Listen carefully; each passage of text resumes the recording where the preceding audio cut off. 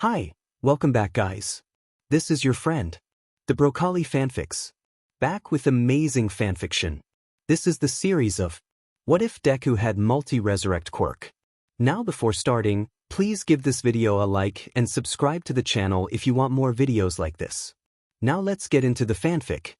Izuku wakes up to pain blooming throughout his head. Sitting up slowly as to not worsen the migraine, he brings a hand to his temple, wincing.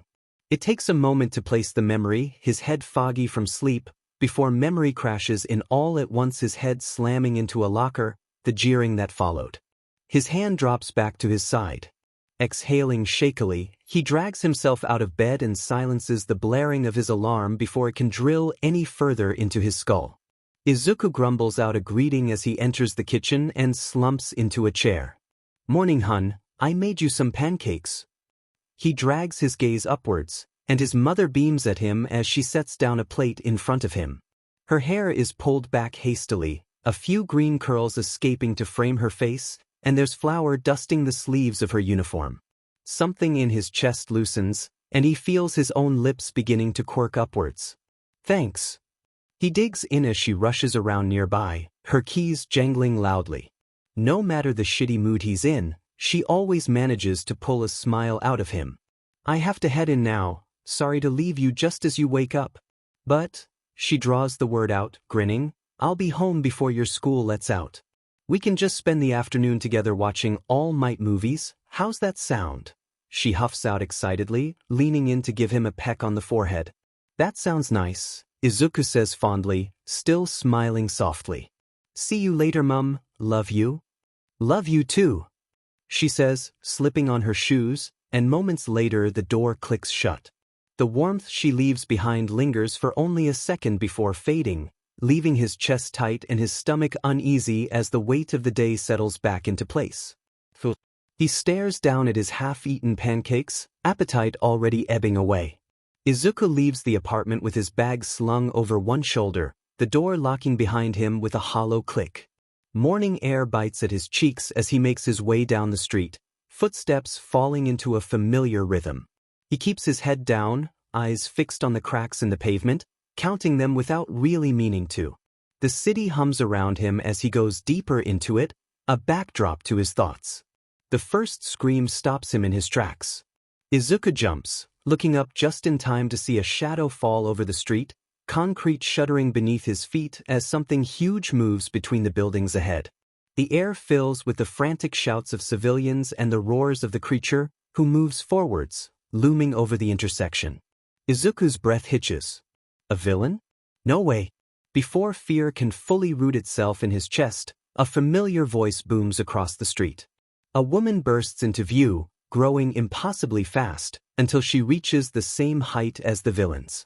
Sunlight glints off her visor as she plants her feet with practiced confidence, one hand on her hip as she flashes a dazzling grin toward the cameras circling overhead. "Mount Lady," someone nearby shouts, and Izuku's face lights up. She moves with surprising care for her size, bracing herself wide as the villain lunges. One massive arm comes into contact with the villain's face, knocking him out cold. The impact echoes through Izuku's bones, dust and debris spraying into the air. The crowd erupts into cheers. "So cool," he breathes, barely aware he said it aloud. His mind races, instinctively cataloging every detail. She stabilized her center of gravity before expanding, adjusted her stance to avoid collateral damage. Mount Lady strikes a pose, clearly playing to the cameras as reporters shout questions up at her. The helicopters hover closer, lenses trained on her victorious smile. This is what heroes are, Izuku thinks, chest warm and tight all at once. They show up. They save people. They're amazing. The cheers begin to fade, and the moment cracks. Reality seeps back around Izuku like cold air. People start moving again, police usher civilians away, and the street slowly returns to something resembling normal. Izuku exhales, shoulders slumping just slightly as he adjusts the strap of his backpack. The walk to Aldra is familiar enough that he barely has to think about it. His feet carry him forward while his thoughts lag behind, caught somewhere between the memory of his mother's smile, the fight, and the knot of dread tightening in his chest with every passing block. By the time the school has come into view, the pain in his head has settled into a dull, persistent ache. The halls are already buzzing when he slips inside, voices overlapping, lockers slamming, laughter ringing out sharp and careless. Izuku keeps his gaze low, shoulders hunched, moving along the edges where he's least likely to be noticed. It doesn't help. "Hey, Deku." His steps falter. He doesn't turn right away, he already knows who it is. The voice carries too easily over the noise, confident and amused. "Did you hear me?" Kaken snaps, "Closer now. Or did your brain get too badly damaged yesterday?" A few laughs bubble up nearby. Izuku's fingers curl around the strap of his bag as he finally turns, eyes flicking up just long enough to confirm what he already expects. Kaken standing there with his usual entourage, hands shoved into his pockets like he owns the hallway. I heard you," Izuku says quietly. Kaken scoffs. "Then don't ignore me." He steps closer, invading Izuku's space. Izuku resists the urge to step back, though his spine goes rigid all the same. He can feel eyes on him now, curious and entertained, watching to see what'll happen next. Bakugo eyes Izuku up and down before scowling coldly. Guess you didn't learn your lesson?" Before Izuku can respond, Bakugo shoves him hard. Izuku stumbles, shoulder colliding with the lockers. The metal rattles, the sound echoing unpleasantly in his skull, and for a split second yesterday's memory overlays the present so vividly it steals his breath. Laughter erupts again. "Watch where you're going, nerd," Kaken says. Already turning away. Izuku straightens slowly, heart hammering. His hands shake, and he presses them against his thighs, willing them still. No one says anything as Bakugo walks off. No one ever does. The bell rings, shrill and unforgiving. Izuku exhales and forces his feet to move, slipping into the flow of students heading to class. The ache in his head has sharpened now, pulsing in time with his heartbeat, but he keeps going anyway. He always does. He wishes he didn't have to. The afternoon light drifts hazily through the windows, illuminating the whiteboard. The teacher drones on about the history of heroics, making it known yet again that there will be a test, so take notes. However, his head seems intent on knocking any thought out of his head with every pulse, so he opts to just rest it on his desk. It's not like he'll miss anything important since he's already memorized everything they're discussing. Eventually, the school bell rings. He can hear laughter and the shuffling of footsteps begin almost immediately as students make their way out of their classrooms. Izuku startles upright and begins to pack up as well, but quickly pauses. The fight this morning. He quickly pulls out his notebook. "Better write some notes down before I forget anything." He mutters under his breath, a flicker of excitement cutting through his brain fog. Suddenly, his notebook is snatched from his hands. Izuku freezes, mouth caught half open as he slowly looks up. The blonde shifts, glaring down at him, a sly smirk present on his face. "You really think we're done, Deku?" Izuku swallows. "Whatcha got?" "His diary," one of the other boys asks, shifting closer and peering at the writing. "Don't tell me you're taking notes on how to be a hero?" "That's so pathetic," he continues, bursting out with laughter. The third boy scratches at his scalp. "He's delusional." "Why, yeah, real funny guys. It's to help me get into you, so just give it back dash." Izuku is suddenly cut off by an explosion, and the next thing he knows, his notebook is sailing out the window, charred and smoking. He inhales sharply and darts over to the window ledge. Behind him, the heavy sound of footsteps follows. Most first-string heroes show potential early on. People look at them and just know they're destined for greatness. Kaken muses, slapping a warm hand onto Izuku's shoulder. He flinches, but continues staring blankly at the pond below. "When I'm the only student from this garbage junior high to get in," Bakugo continues casually, "people will start talking about me that way." The heat intensifies. A warning. Here's a little advice, nerd. Don't even think of applying to UA. Izuku stiffens. Or else. He's shoved forward with a blast that sends him stumbling, and he clutches his shoulder, hissing through his teeth. The pain is searing white-hot and deep, making his eyes well, and the smell of burning fabric and flesh invades his nostrils. This isn't the first time Kaken has used his quirk on him, but is it worse than the smaller pops he's used to? He stays facing the window ledge, only just managing to keep quiet. Crying would make it worse. That's just sad. I thought you at least had some fight in you. The third boy says, pouting mockingly, the group already turning away. He finally gets it. He'll never be a hero. The second boy's lips quirk upwards as he snickers. Better to find out now instead of later, I guess. Bakugu pauses his steps. You know, he says slowly, glancing back disdainfully. If you really want to be a hero that badly, there actually might be another way. Izuku glances up at Kaken, his eyes glimmering either from welling tears or the foolish hope he found in those words. Just pray that you'll be born with a quirk in your next life, and take a swan dive off the roof of the building. Outside the classroom, Izuku glares into the pond, containing his blackened, soggy notebook of hero analysis. That idiot. You can't go around telling people to kill themselves, he thinks, reaching into the water and withdrawing the pages with shaking fingers. He ems when the skin on his shoulder shifts unbearably, and swallows the bile that rises in his throat. What if I really jumped? What would he do then? His vision begins to blur. Stupid JRK. Why is my life like this? He turns in the direction of home, sliding his jacket on carefully. Really, it was a simple, naive question. In a world of supernaturals, Izuku Midoriya was quirkless. At age 4 he'd been diagnosed, and since then, it felt as if nothing had gone right. How fragile dreams are able to be shattered with a simple sentence. He dredged up the memory of his mother's weeping as she apologized to him for not having a quirk. For things not being different. For him not being different. Since that day he'd made a decision. No matter what anyone else thought, he'd have to believe in himself. Sure, it was getting harder to strut forward, pretending as if nothing was wrong. His chest often felt heavy, like the weight of the world was pressing down on him. Just brushing his teeth felt arduous, and the constant dread of having to return to Aldra, the relentless torment from Kaken, made him wonder if he should just end this cycle. But he'd keep smiling anyway. Just like All Might. He'd stay for his mother, if nothing else. As he walked under the bridge overpass, his forced laugh echoed loudly, as if it were trying to disrupt his thoughts. He failed to notice the sewage-like odor that began to arise. Izuku suddenly felt a slimy, wet sensation on his arm. He halted, stopping his cackling. You what the he? His words die in his throat when he glances back.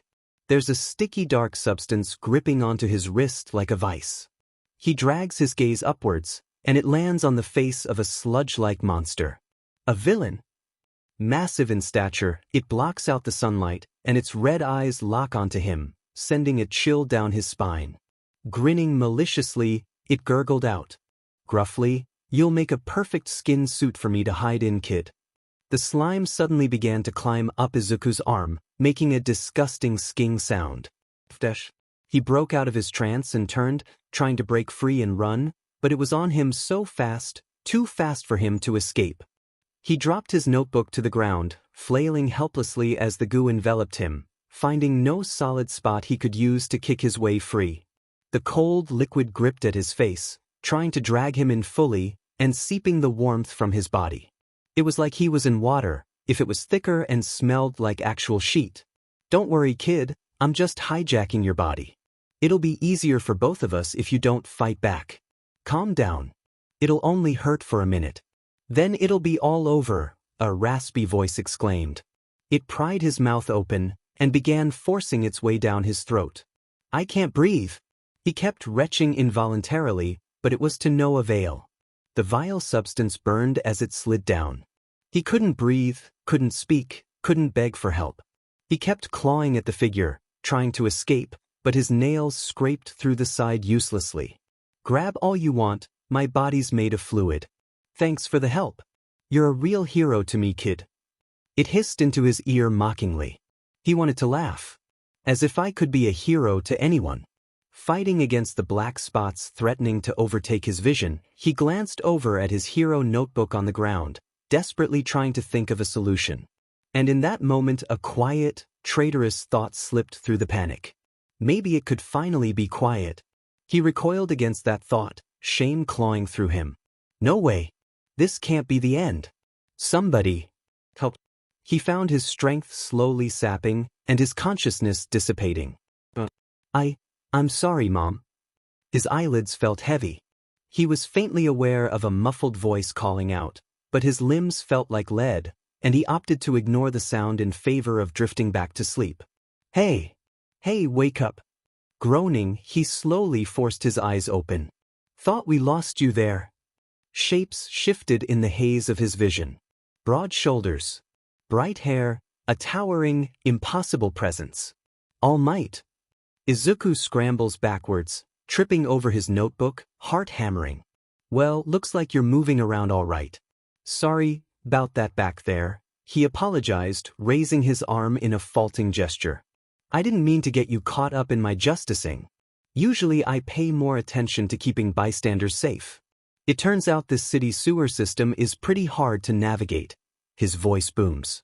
Izuku blinks, chest heaving, trying to collect himself. He was still trembling, weak, and yet somehow he was alive. He wishes he wasn't. Anyway, you were a big help. Thank you.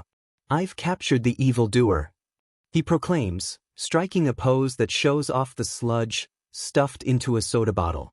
The most amazing hero in the entire world. All Might. The real thing. In the flesh. Standing right in front of me. He looks even cooler in person. Holy crap, I gotta get an autograph. Izuku grabs the notebook off the ground in front of him. I've got a pen around here somewhere. Please sign my notebook, he squeals upon flipping open the pages. He already did. Thank you so much. This will be an heirloom. A family treasure passed down for generations to come, he exclaimed, bowing, nearly tipping over in his excitement. Aha! All Might grunts, flashing a thumbs up. Welp, I've got to get this guy to the police so they can take care of him. Stay out of trouble. See you around. Panic shoots through Izuku. Wait. You're leaving? Already? Pro heroes are constantly fighting time as well as enemies, he says, crouching. He can't go yet, there are still so many questions I have to ask him. Now stand back. I'm taking off. Without thinking, Izuku lunges forward and grabs onto him, and then he feels a jolt. Thanks for your continued support. Wind slams into Izuku's face, forcing his eyes shut. When he opens them again, his stomach drops. The ground is gone. Buildings streak past below them. His mouth falls open, and he lets out an involuntary shout of alarm. You're shitting me. We're flying? All Might, having apparently only noticed his presence at the sound, grunts in shock upon seeing the boy clinging to his legs. Hey, what do you think you're doing? He reaches down, trying to gently pry Izuku loose. Let go. I love my fans, but this is too much. No way. Izuku clings tighter, knuckles turning white. We're flying. If I let go now, I'll die, he says through gritted teeth. Don't let go, please. Oh. All Might, apparently having not realized this, pauses. That's a good point. Is he an airhead? I just have a lot of things I want to ask you. Please, All Might, he cries, desperation creeping into his voice. You're my all-time favorite hero, All Might. Every muscle in his body trembles, adrenaline, cold, physical exhaustion. He feels the last remnants of slime sliding off him. Okay. I get it. Just keep your eyes and mouth shut. All Might says, exhaling sharply. Izuku complies quickly, burying his face into All Might's leg. He feels a strong hand grip his shoulder, and he winces. His burn flares at the sudden contact, hot and sharp, and Izuku resists the urge to cry aloud. He doesn't want All Might to think he's weak, though he hadn't even bothered to check it, and clearly it was worse than he thought. He grits his teeth. It'll be fine. It always is. In front of him, All Might coughs. Izuku doesn't see him wipe at his mouth, doesn't see the red that trails across his knuckles. Doesn't notice how steam begins to roll off All Might's body, quickly whisked away by the wind. A minute later, there's a heavy thud. Izuku is set down gently on a rooftop, his legs wobbling violently as he stumbles back. My whole life just flashed before my eyes. Not a very smart move, kid.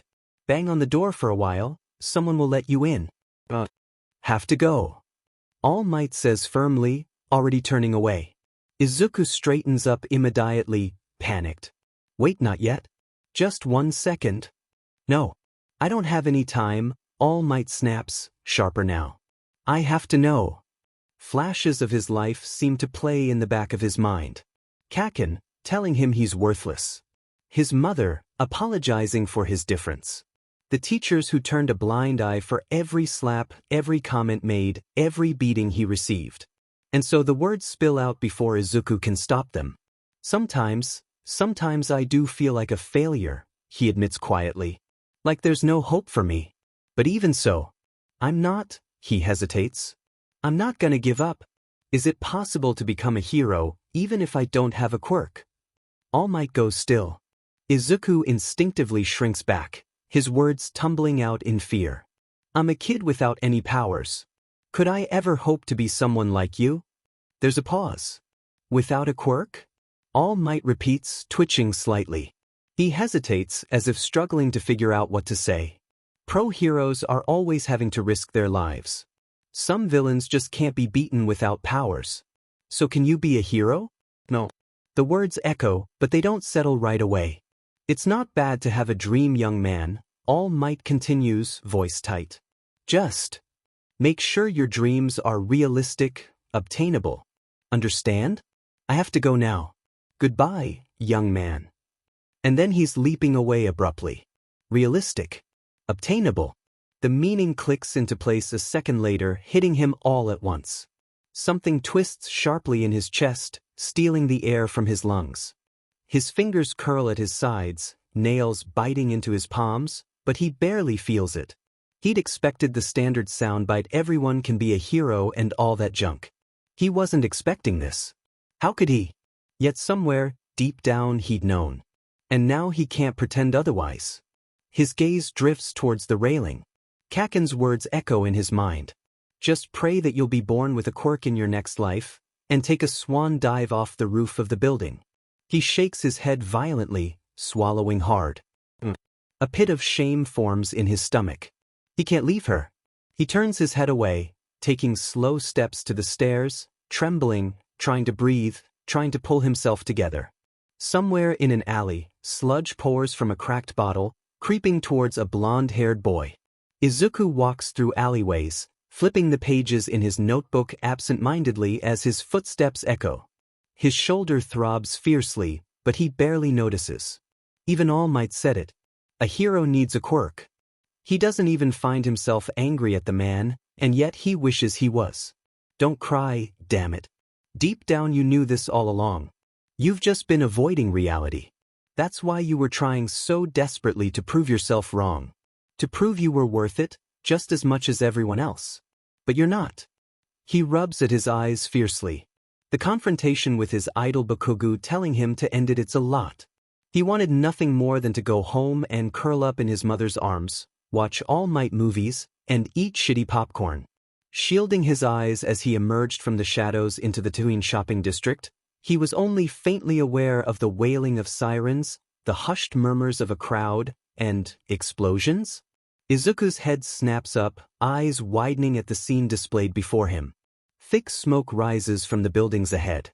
Shattered glass and rubble litter the street, and citizens scream as they scramble away from the dark figure at the center of the flames.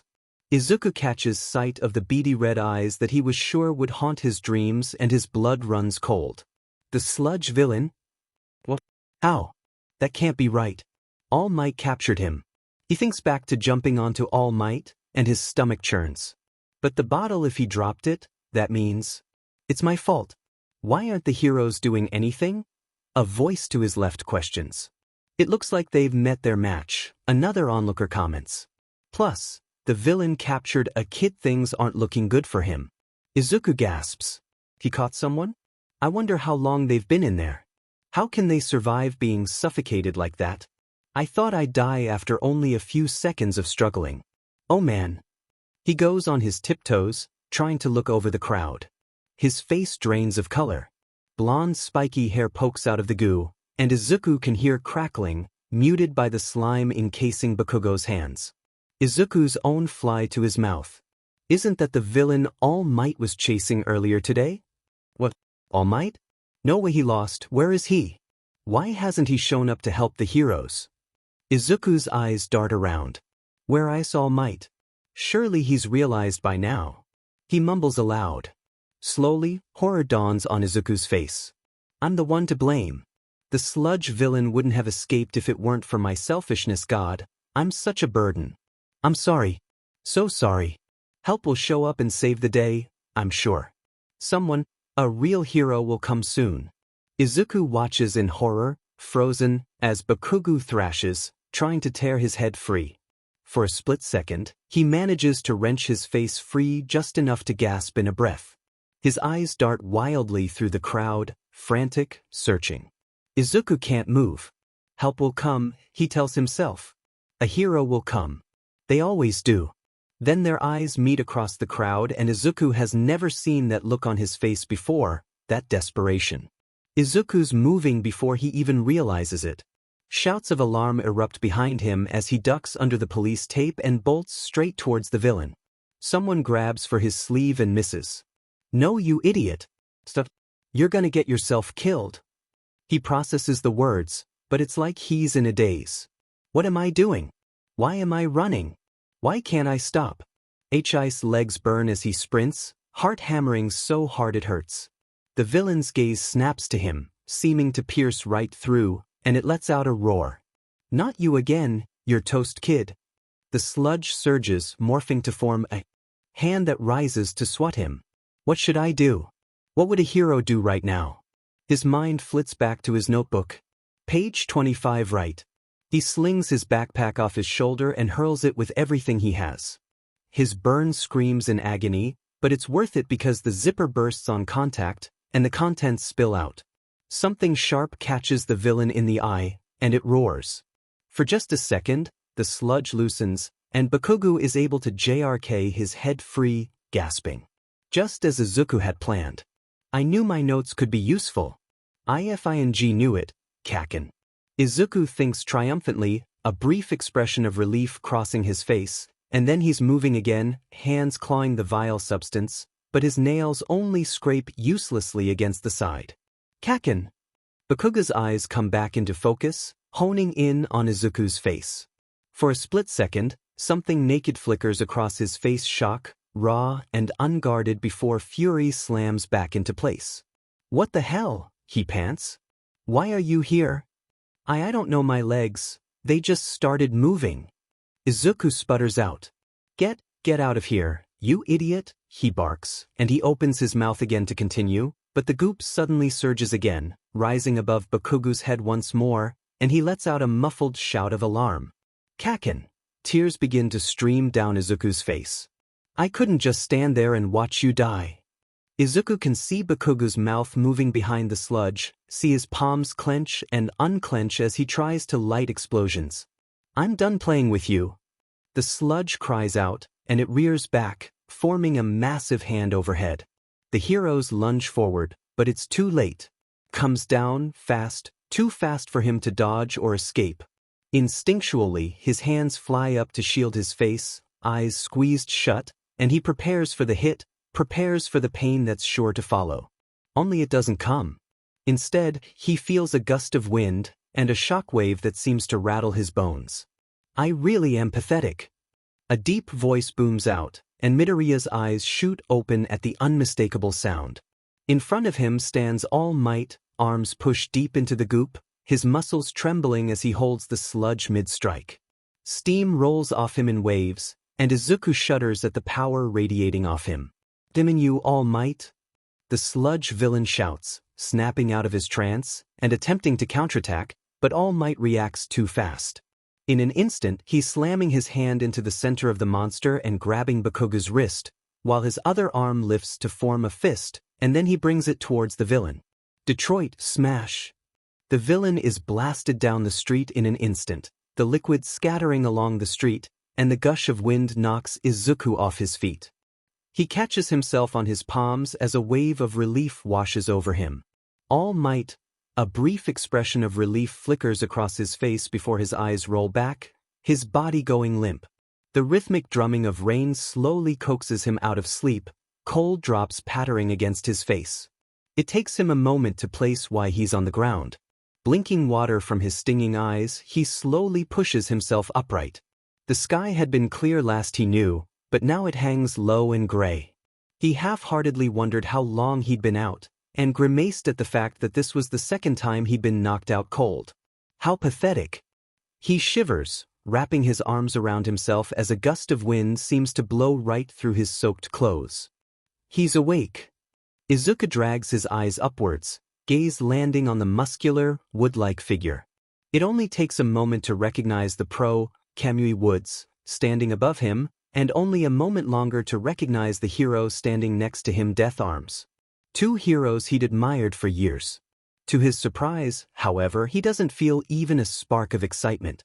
Maybe it was the throb of his shoulder, ever present, that was responsible for the numbness he felt. "You idiot," Kamui huffs out angrily, already kneeling to check the boy over. "Do you have a death wish? What were you thinking?" "What was I thinking?" Izuku bows his head, rain dripping from his curls. His gut curls. "I'm not a hero. I can't ever be one. I'm just a quirkless F who won't even cut it as a rent-a cop. There was absolutely no reason for you to put yourself in danger like that." Death Arms adds gruffly. Their words blur together after that. He nods when it seems appropriate, murmurs something when prompted. He doesn't need to be reminded of how useless he is, so his attention drifts. He looks for Kaken. He stands a short distance away, wrapped in a blanket, surrounded by pros who seem to be praising him. Someone claps him on the shoulder and laughs. Bakugo scowls and shrugs them off, furious as always. Something in Izuku's stomach curls, and he shifts his gaze once again, landing on a familiar golden figure at the far end of the street. All Might is surrounded by a crowd of reporters, cameras flashing, voices overlapping. Steam rolls off him in waves as he continues to chatter with the reporters. A handler grips his arm, steering him towards an alley as the crowd presses closer. "Just a few questions, All Might. Is it true you defeated the villain single-handedly? Did you rescue the child yourself?" All Might laughs loudly, raising a hand, then coughs suddenly. The sound is almost swallowed by the hum of reporters, but Izuku takes notice of the way his shoulders hunch, for just a second, before he's ushered out of sight. The alley swallows him whole. "There's no excuse for what you did today. You endangered every kid. Are you even listening?" Izuku snaps back to attention when Kamui rests a hand on his shoulder, and he flinches involuntarily as the motion sends searing pain through his skin. "I'm sorry." The hero exhales slowly and steps back. "I understand this must have been a lot for you, but let it be a learning experience. You aren't a hero, so don't risk your life and everyone else is trying to act like one. You should go home and rest up," Death Arms adds. "Just stay out of trouble, okay?" Izuku murmurs something that must resemble an acknowledgement, because the hero just sighs, and then they turn towards the direction of the police officers nearby, who appear to be loading bags containing what he can only presume to be the sludge into a truck. Slowly, he drags himself to his feet and begins to walk. Toshinori scans the crowd for the green-haired boy as he's ushered towards the alley, but he isn't there. He could leap now, just long enough to find and talk to him, to tell him he was wrong, to explain, to share the secrets of his power, but pain laces through his side. He doesn't have enough time. He's barely managing not to drop his form in front of the officers clustered around him. His smile never falters, but disappointment settles in his aching chest. Later, he tells himself, "I'll find the boy, I'll tell him he can be a hero." He doesn't know yet how much that delay will cost. The rain followed him all the way home. Izuku's stopped outside the apartment building longer than necessary. Rain beads in his curls and runs down his cheeks, cool and steady. He doesn't wipe the droplets away, he's grateful for them now. It gives his face an excuse to look the way that it does, wet and red. Streetlights smear into pale halos through the downpour, his reflection flickering in the darkened windows, small, soaked, hunched. He keeps his head down, notebook pressed to his chest like it might anchor him. The thought comes anyway. How easy it would be to just stop trying. To find a nice little spot to lay down in the cold and let it overtake him. His fingers relax around the edges of his notebook. Then his mother's face intrudes, soft and worried, the way she'd smiled that morning like he was something fragile and irreplaceable. The memory hits harder than anything else has today. So he takes the stairs 2 at a time, lungs burning, and pauses again at their apartment door. He takes a moment to compose himself. Then he unlocks the door and slips inside, towing his shoes off gently. "Mum," he says, pitching his voice higher, lighter. "I'm home." She appears from the kitchen almost immediately, her work uniform still on, hair a little frizzy from steam. Her face brightens the moment she sees him, and Izuku's own chest loosens. "Izuku, you're soaked, oh my goodness." She fusses over him, hands already reaching to help unbutton his coat, since his hands seem to be shaking too hard to even manage that. "Did you forget your umbrella again?" He laughs lightly, quietly murmuring out, "Yeah, guess so." She presses a towel into his hands before he can protest. "Here, go dry off before you catch a cold, or take a warm shower." Then she pauses, really looking at him. "Are you okay? You look tired." "I'm fine," he says quickly, already turning towards his room, throwing the towel over his shoulder to cover the burn marks, only just managing not to wince. "Just a long day." She hums, unconvinced but gentle. "Dinner's almost ready. Your favorite, katsudan." She smiles at him, soft. "You still up for watching those All Might movies after?" Izuku pauses. "Yeah," he says, and this time the smile sticks. "That sounds really nice." She beams, satisfied, and turns back towards the stove. Izuku retreats to his room. He shuts the door and leans his forehead against it for a moment, breathing slowly until the shaking in his hands fade. The quiet presses in, safe, familiar. Hero posters on the walls, stacks of notebooks, the background hum of his mother cooking in the kitchen, singing some song. It's always nice when she's home, often he's alone, what with their conflicting schedules and her work trips. Though it's harder to hide the marks from being bullied. He carefully sets his notebook on the desk and stares at it. The cover is warped from rain, the pages inside are wrinkled, the ink bleeding in places. He runs his thumb along the edges of the pages, then closes it gently, like he might damage it further. He takes some clothes from his closet, as well as some cloth bandages and burn cream. Making a mental note of the fact he was running low on both, he shoved the box back under his bed. He learned a while ago to keep medical supplies stocked and hidden from his mother, after he'd confessed the cause of the injuries he was sporting, and she went to the school to berate them about the harassment her son was clearly facing. The teachers feigned ignorance and apologized, saying they'd de-escalate the students. In reality, Izuku got one of the worst but kickings of his life, while the teachers turned a blind eye because he was the one who started the fight. He learned after that to keep it to himself. He walks into the bathroom, and the door clicks shut behind him. He strips and hops into the shower, doing the quickest and most efficient job he can muster in his exhausted state. The heat works wonders on his body, and his limbs gradually begin to unstiffen. The only downside is that his shoulder seems to renew the intense pain where Kaken blasted him, but he ignores that. He's used to it mostly. Once he's finished, he grabs a towel and wraps it around his waist, as well as quickly drying his hair and scrunching the curls. Turning his back to the mirror and craning his neck over his shoulders, he surveys the damage. The skin seems to be red and pink, taut and shiny over his shoulder bones. There seems to be some huge blisters forming, which isn't reassuring, and means it will almost definitely scar, and therefore it'll be hard to hide. While he hadn't been burned like this before, he knew from previous research that the most he could do for now was leave it alone and apply the burn ointment he'd snagged. He slowly massages it in, wincing at the contact. Once he deems he's done a decent enough job, he throws on the soft, loose t-shirt he'd grabbed, then the rest of his clothes. He returns to the kitchen. Dinner is waiting, warm steam curling from the plates. Inko chatters about work, about a neighbor at the local grocery store, about a sale she wants to check out this weekend. Izuku listens intently, smiling in between mouthfuls of food. She asks about school, and he gives her the edited version as per usual. Classes were boring, teachers assigned too much homework, the test they have to take next week. That nothing much happened. Nothing at all? She frowns slightly. Not really, he says, taking a bite.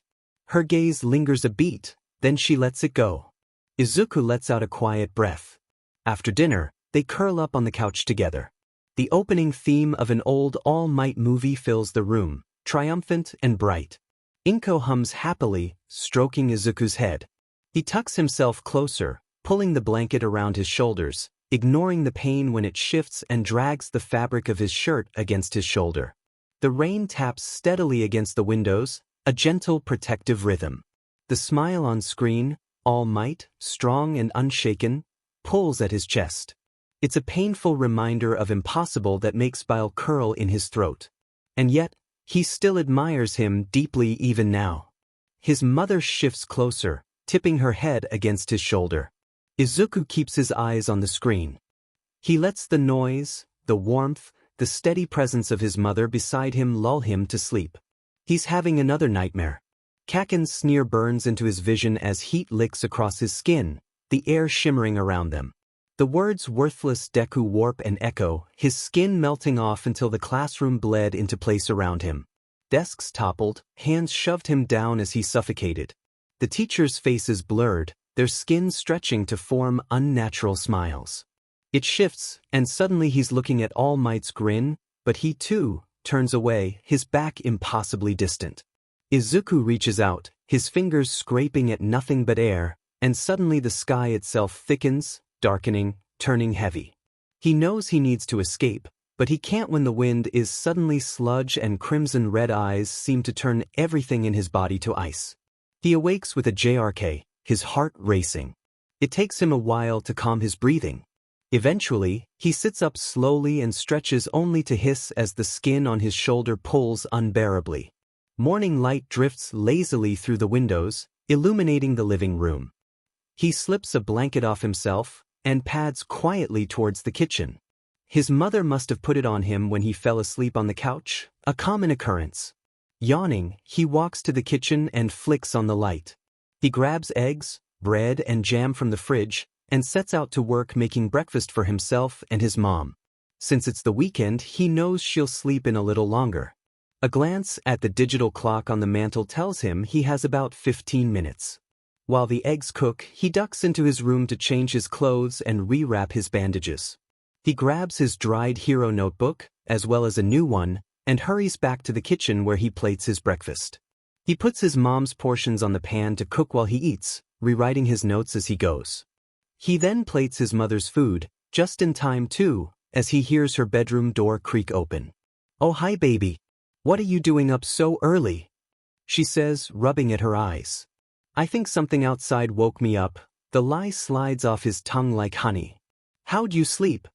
She settles into her chair. "Good. Thanks for making breakfast for me, hun," she says, beaming up at him. He smiles back. "I'm gonna run to the store to pick up some candy if that's all right," he says, rinsing his dish and placing it in the sink. "Do you want me to grab anything while I'm out? Could you grab me some pain meds?" "My back's been killing me lately," she said with a mouth full of food. "I think I'm getting old." "No, oh never, Mom. You look young and fresh as a daisy," Izuku teases. "Oh, hush and get out of here," she retorts, reaching to swat at him playfully. He leaps out of the way and scurries towards the door. He flashes a grin at her, and then slips out. In truth, he doesn't want candy, though he still needs to go to the store. It's a multifunctional trip, restocking his bandages mostly, but it's also a way to take his mind off the new renditions to the nightmare that has been plaguing him for months. He waves at a neighbor to hold the elevator, and he quickly slips inside with a quiet thank you. Wilma's there, an elderly lady with silver hair and kind gray eyes. She lights up when she sees him, asking him about school, about friends, the usual. He listens and answers carefully. He and his mother have grown fond of her, often checking in with one another. Sometimes he helps her organize her apartment, and she tells him stories while he works. The elevator dings. He waves goodbye and jogs towards the store. It's nice being able to talk to people like this. He's careful to hide his quirklessness when he can. Neighbors don't know, and he's grateful for that. He's always happy to see them. He rarely gets to talk to anyone besides his mother.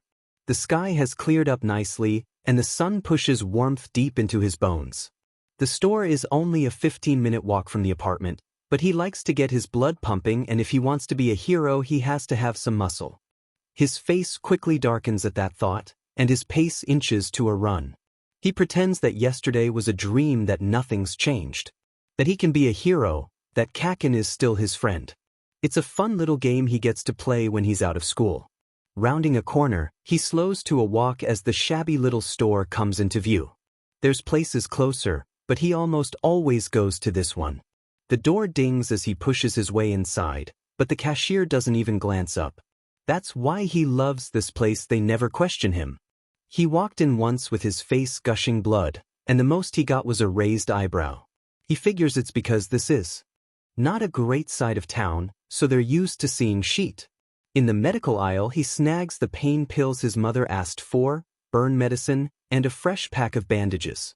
He's double-checking the label of the pill bottle, making sure it's the brand his mom likes, when he turns and promptly smacks face first into someone, falling flat on his butt.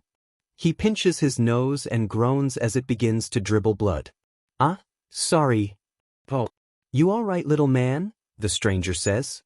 Izuku accepts the man's offered hand and hauls himself to his feet. "It's all right, it's my fault for not watching where I was going," Izuku says, gathering his dropped items. The man pulls out a tissue that seems to have materialized out of nowhere and hands it to Midoriya. He mumbles out a quick, "Thanks," and lifts his gaze. He pauses for a moment, quickly analyzing the stranger. The man wears a small bun set behind his head, with the rest of his hair hanging loose, brushing against his shoulders. Glasses sit atop his head, the rim matching the black leather jacket he wears. He has an air of familiarity around him, and Izuku is about to ask if they've met before when he notices the man's eyes narrow. Izuku immediately tenses. "Sorry again," he mutters, already moving past him. "Have a nice day, sir." "Hey kid." Izuku speeds up. He doesn't get very far before a hand lands on his shoulder, and he can't help the flinch that escapes him. What is it with people and touching my injured shoulder? Izuku exhales quietly, before turning around, with a somewhat sour expression. "Is there something you need, sir?" The man pauses as if he's thinking of what to say. Izuku's eyes narrow, and he shrugs the man off, beginning to turn. "My name's Yamada, what's yours?" the man chatters suddenly. "Midoriya." "That's a wonderful name. I had a friend that looked just like you." "He's just lonely." Izuku relaxes, and the yapping is reduced to background noise as Izuku walks to the counter, the man hot on his heels. The clerk begins to scan and bag his items. "Hey, Midoriya," Yamada asks casually, and Izuku glances up. "What you got all that medical supplies for? Sports injury or something?" Izuku doesn't miss the concern beneath the question. "Something like that," he says lightly, carefully keeping his voice even. "The pills are for my mom, she's having back problems. She also asked me to pick up bandages since we're running low." "No need for your concern," he says with a forced laugh. He intentionally omitted the burn cream, as it'd be harder to explain that. If the man notices, he doesn't voice it. Yamada shuffles sheepishly as Izuku pockets his change. The question was clearly supposed to come off as casual, so Izuku directly addressing the concern underneath must have caught him off guard. Not that he's sorry. He calls out a quick thank you to the clerk, who's begun to bag Yamada's items, and steps back outside. The man waves at him through the window, and Izuku waves back before shifting his attention back to his nose, still bleeding stubbornly.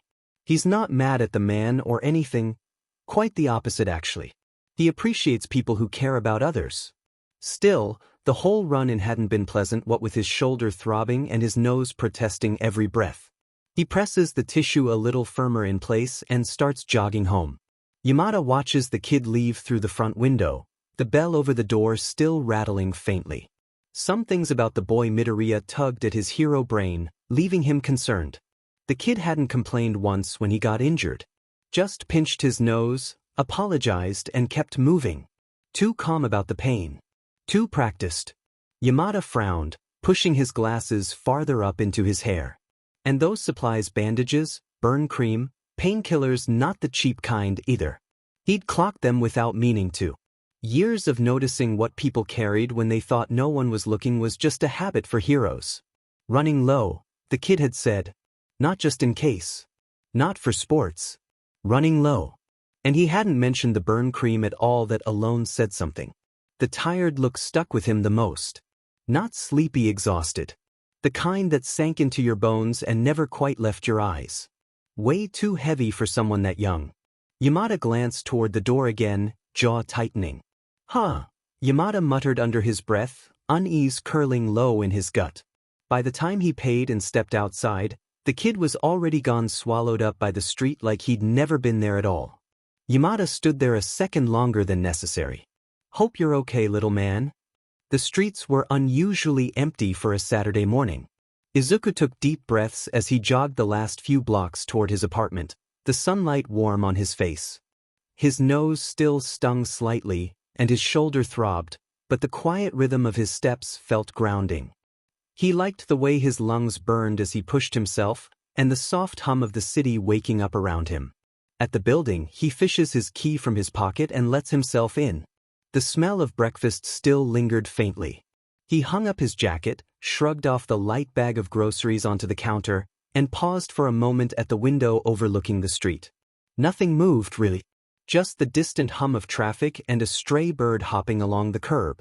He let out a long, slow breath, fingers drumming absently against the windowsill. For the first time in a while, he allowed himself to think. The sludge villain, Bakugo trapped, All Might intervening, his mind traced the sequence again, noting how his body had reacted, how fast he'd moved. Every small detail mattered. He knew he was doing this in case he became a hero. He also knew it was pointless. But he let himself believe, let himself weave a web of comfort. He shook himself from his thoughts eventually, reaching into the bag of groceries, checking off what he still had from his store run. Bandages, burn cream, and painkillers. His fingers lingered over the small container. He had grabbed the painkillers for his mom without thinking to restock some for himself. Always forget something. He sighed, realizing that meant another trip to the store later. The tapping of footsteps in the kitchen counter drew his attention, and he quickly shoved the burn cream and bandages into his pocket. His mother walked into the room, coffee mug in hand, steam curling in lazy spirals. Hey Izu. How'd it go? It went all right. I met a nice guy at the store. He talked a lot though. Sounds like someone else I know, Inko teased. She had a point, he used to always be muttering under his breath. That was until Kakin decided he didn't like it, and made it a point to drill silence into him. Now he only mutters at home, so Inko hasn't noticed a change. Shaking the thought off, he slides the pill bottle across the counter. Thanks hun, where's the candy you got? They didn't have the stuff I wanted, so I didn't end up getting anything. Inko nodded, and for a bit they just stood in companionable silence. Inko reading the newspaper, and Izuku resumed his thoughtful window gazing. Eventually he retreated back to his room, sitting at his desk, flipping open his new notebook. He made small notes, observations from the Mount Lady fight, strategies to anticipate villains, reminders about situational awareness. Once he added what he felt he needed to, he hopped onto a few hero databases to do some more research on Eraserhead, one of his favorite underground heroes, since he seemed to be a good example when it came to using such strategies. He might have had to hack into the hero database, as underground heroes didn't have that much information on them publicly. He'd learned how to a long while ago, being a hero fanboy and all that. The apartment was silent, save for the faint tick of the clock and the distant sounds of neighbors starting their day. He switched between analysis and tinkering with contraptions he'd been working on. This other hobby had started a couple years ago during his first year of middle school. It was his backup plan in case he didn't make it into the hero course, as through the support course, he could eventually transfer in if he proved himself. And if he's honest with himself, he's gotten decently good at building small contraptions over the years, grabbing a lot of his supplies from things that wash up on Takoba Beach. Hours passed in this rhythm. Breakfast dishes were forgotten for a time, sunlight drifting across the floor, painting golden lines across the pages of his notebook. Every so often he'd stand, take a stretch, and then resume. Eventually his hands got too tired to write, and he rose from his seat, notebook closed, pencil set down neatly beside him. The weekend so far had been the refresh he needed. He ignored the memory of All Might that flashed through his mind. For now, there was no danger, no villain, no fights, but he knew this peace was temporary. At the end of this nice weekend he'd have to go back to school, and he knew the peace he felt right now was only gonna make the transition that much harder. His mother's presence always grounded him, but since they didn't see each other too often during the week due to her conflicting work schedule, he'd be on his own pretty much. He thought about how he used to enjoy school. But as he got older, his grades started dropping, teachers telling him someone quirkless couldn't perform the way he did, and that he had to have cheated. He knew it was their mentality that he was at least average in his class. But it didn't stop the hurt. Worse than that though was the bullying. He shook his head to clear it and glanced at the time. 4. He decided to go into the living room to hang out with his mom. Inko was sitting cross-legged on the floor in front of the coffee table, a small stack of game boxes spread out around her. She looked up when she heard him and smiled. "There you are," she said. "Help me decide. Uno or Pictionary?" Izuku brightened immediately. "Uno," he said without hesitation. "USCK at Pictionary." "I do not," she protested, offended. "I'm just creatively gifted." Izuku snorts, already sitting down across from her and pulling the deck from the box. They shuffled and dealt, cards fanned neatly in their hands. Inko went first, slapping down a red block, and then 7 with a satisfied grin. Beat that." Izuku chuckled. "Wow, bold opening move." They played in easy rhythm, trading playful jabs and exaggerated groans. Inko dramatically lamented every time she had to draw a card, while Izuku tried and failed to hide his smugness whenever he forced her to pick up 2. At one point, she caught him counting her cards under his breath. "Hey," she said, pointing accusingly. "No counting. That's cheating." "It's strategy," he argued, though his smile gave him away. As the game went on, Inko scooted closer without really thinking about it, leaning against the couch as Izuku sat cross-legged on the floor. The late afternoon light spilled in through the windows, warming the room, dust motes drifting lazily in the air. "You've been quiet today," she said gently, setting a card down. Not accusing. Just noticing. Izuku shrugged. "Just tired, I guess." She hummed, accepting the answer for what it was, and reached out to ruffle his hair. They finished the game with Inko winning by a narrow margin, something she made sure to gloat about thoroughly. "That's 2-1 now," she declared proudly. "I expect a rematch later." "Only if I get snacks," Izuku said. "Deal." Eventually, Inko stood and stretched. "I'll start dinner," she said. "You can keep the table warm for me." "I'll help," Izuku replied automatically, pushing himself to his feet. They moved into the kitchen together, falling into familiar patterns. Izuku chopped vegetables while Inko handled the stove, occasionally nudging him aside when he hovered too close. She scolded him lightly for reaching for something she could easily grab herself, and he laughed, backing off with exaggerated surrender. When they finally sat down to eat, Izuku realized how light he felt. Not because everything was okay, but because, for now, he wasn't alone. After dinner, they returned to the living room, this time wrapped in blankets on the couch. Izuku leaned against her, his head resting on her shoulder as she absently fiddled with his hair. The TV droned on softly, the glow of the screen reflecting faintly in the window. Izuku's eyelids grew heavy. He barely registered when Inko adjusted the blanket around them, or when her hand settled warmly over his. The apartment was quiet, the kind that felt safe instead of empty. No nightmares followed him this time. No echoes of shouting, no red eyes, no suffocating weight. Just warmth. And quiet. And the steady presence of someone who loved him. His breathing evened out, sleep taking him easily. For tonight, at least, Izuku Midoriya slept peacefully. Sunday had gone by far too quickly for Izuku's liking. He and Inko had gone to the mall, then spent the rest of the day relaxing at home. Still, another nightmare had dragged him out of sleep before dawn. It was only 5:46 in the morning, but he knew he wouldn't be able to fall back asleep. Since he has the chance, he'd like to say goodbye to his mom before she leaves for work at 6. May as well pick up my painkillers too, he mutters as he dresses. I can't believe I forgot them. He pulls his green sweater on last. The fabric slightly irritates his shoulder, but it's soft enough to not be a big issue. When he steps into the hallway, Inko is already standing by the door, slipping on her shoes. She glances up, curious. Hey Izu. What are you doing up so early? I want to make a run to the store again and grab one of those deli sandwiches for lunch. She nods. I'll be home early again today, so I'll prepare the leftover katsudon for you to come home to. She leans in to hug him, but then wraps her arms tightly around him and kisses his forehead over and over until he's laughing and squirming. Eventually his protesting gets through to her, and she laughs, waves goodbye, and then hustles out the door.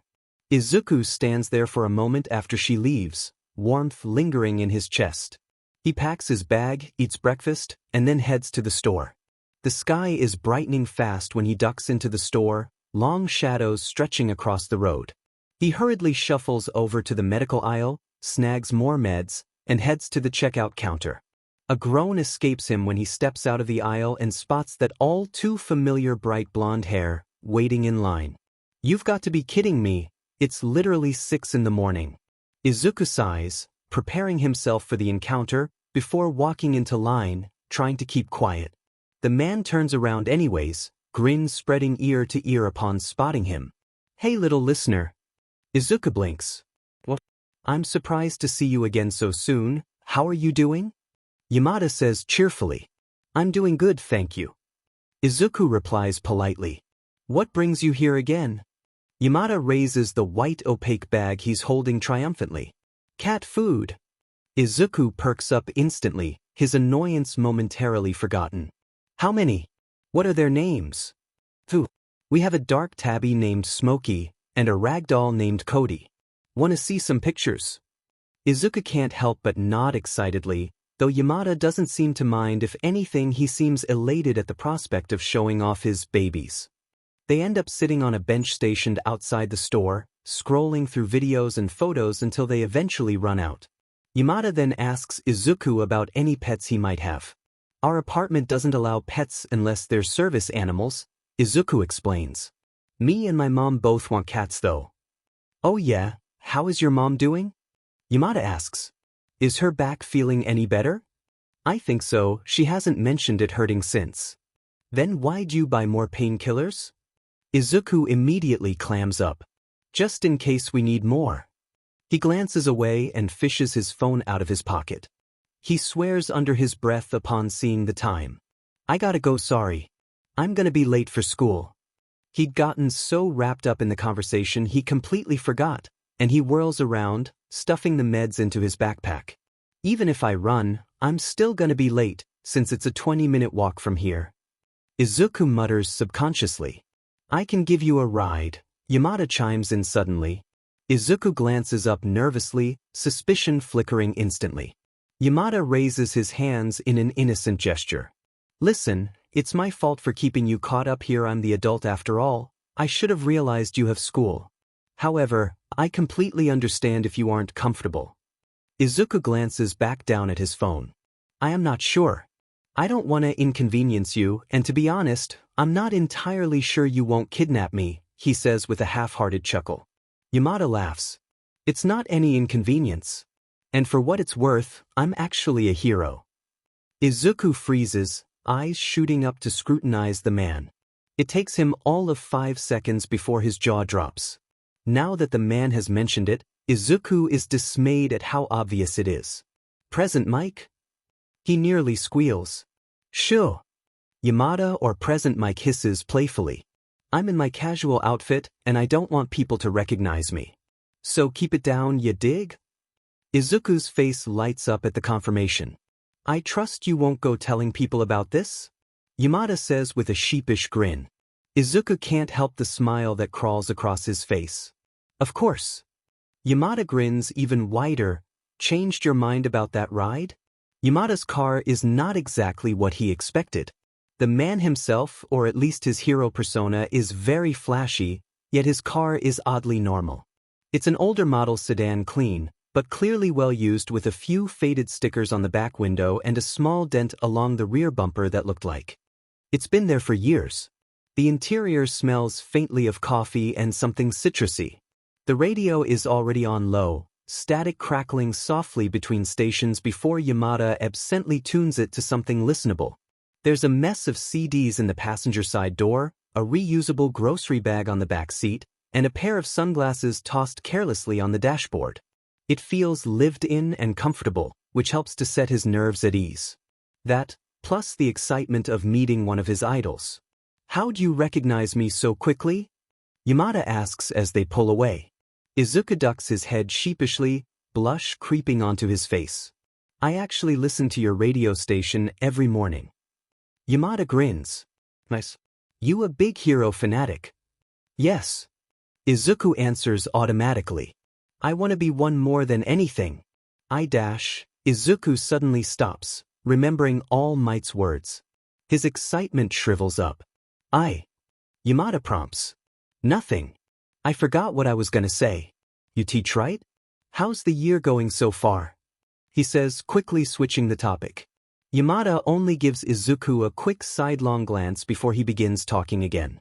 Izuku smiles and responds where appropriate, but he can't bring himself to fully engage anymore. His mood only worsens as they near the school. "You okay, bud?" Yamada asks suddenly, and Izuku looks up, startled. "Yeah. Just a little tired." Yamada studies Izuku for a moment, but he quickly nods and turns his eyes back to the road. Izuku notices that it seemed like he wanted to press further, but opted not to. He's grateful for that. As they round the final corner leading to the school, Izuku has a quick realization. "Could you drop me off here?" "We're almost there." "It's not that," Izuku hesitates. "I don't want to draw attention to this." All right. You just don't want to be seen in an old man's busted-down car, is that it?" "Your words, not mine," Izuku says, smiling faintly. Yamada laughs as he pulls over, and Izuku hops out after saying a quick, "Thank you." He waves before rushing hurriedly towards the school entrance. He's hoping that today will be better than usual, even though it never is. Yamada doesn't pull away immediately. He watches Midoriya weave into the flow of students heading toward the school gates, backpack bouncing lightly with each step. The kid doesn't look back, just keeps his head hunched low, shoulders squared as he disappears into the crowd. Yamada exhales through his nose and drums his fingers against the steering wheel. He's more worried than yesterday. Not because anything obvious is wrong, no fresh bruises he could see, no limp, no immediate signs of danger. The kid laughed, talked about his mom, lit up over cat pictures. On the surface, he looks like any other tired middle schooler heading into another week of classes. But there's some little things that stick with Yamada. The way he deflected certain questions with practiced ease, how he said, "just in case," when talking about painkillers. And then, oddly enough, how his excitement shut off, and very noticeably too, after heroes were brought up. Like he'd suddenly remembered something. Yamada's been a hero long enough to know when a kid's not doing so well. Still, he decides to hold off. He doesn't seem to be an immediate danger to himself, like he'd originally worried when he saw those pills. And from the way he talked about his mom, it's clear she cares for him. Whatever's going on, at least the kid isn't alone. He glances back once more towards the school, before finally starting the engine and pulling away from the curb. He'll keep an eye out, ask around quietly. Maybe check in again if he just happens to run into the kid at the store one more time. Izuku's day at school is long and tiring, just like always. Bakugu is loud, someone bumps into his shoulder intentionally on the way to class, and a teacher sighs when Izuku raises his hand. None of which is new. By the time classes finally end, his head aches dully. The only plus about today was that it was rather uneventful. He packs his bag and follows the slow stream of students trickling out of the building. The apartment door creaks open, and Izuku calls out, "I'm home," automatically. He toes off his shoes and places them next to his mother's. There's no answer, just the quiet hum of the refrigerator and the faint sound of traffic outside. That's not unusual. Sometimes she's in the bathroom or on the phone. He sets his bag down, glancing toward the kitchen, and sees that the katsudon's been left out on the counter. Izuku frowns slightly and steps further inside. Izuku takes 2 steps into the kitchen before he sees her. At first, his brain refuses to make sense of it. Refuses to process the lumped shape on the floor that is his mother. His mouth opens anyway, the word slipping out before he can catch it. "Mom?" He whispers. She doesn't answer. The kitchen feels wrong in small, precise ways.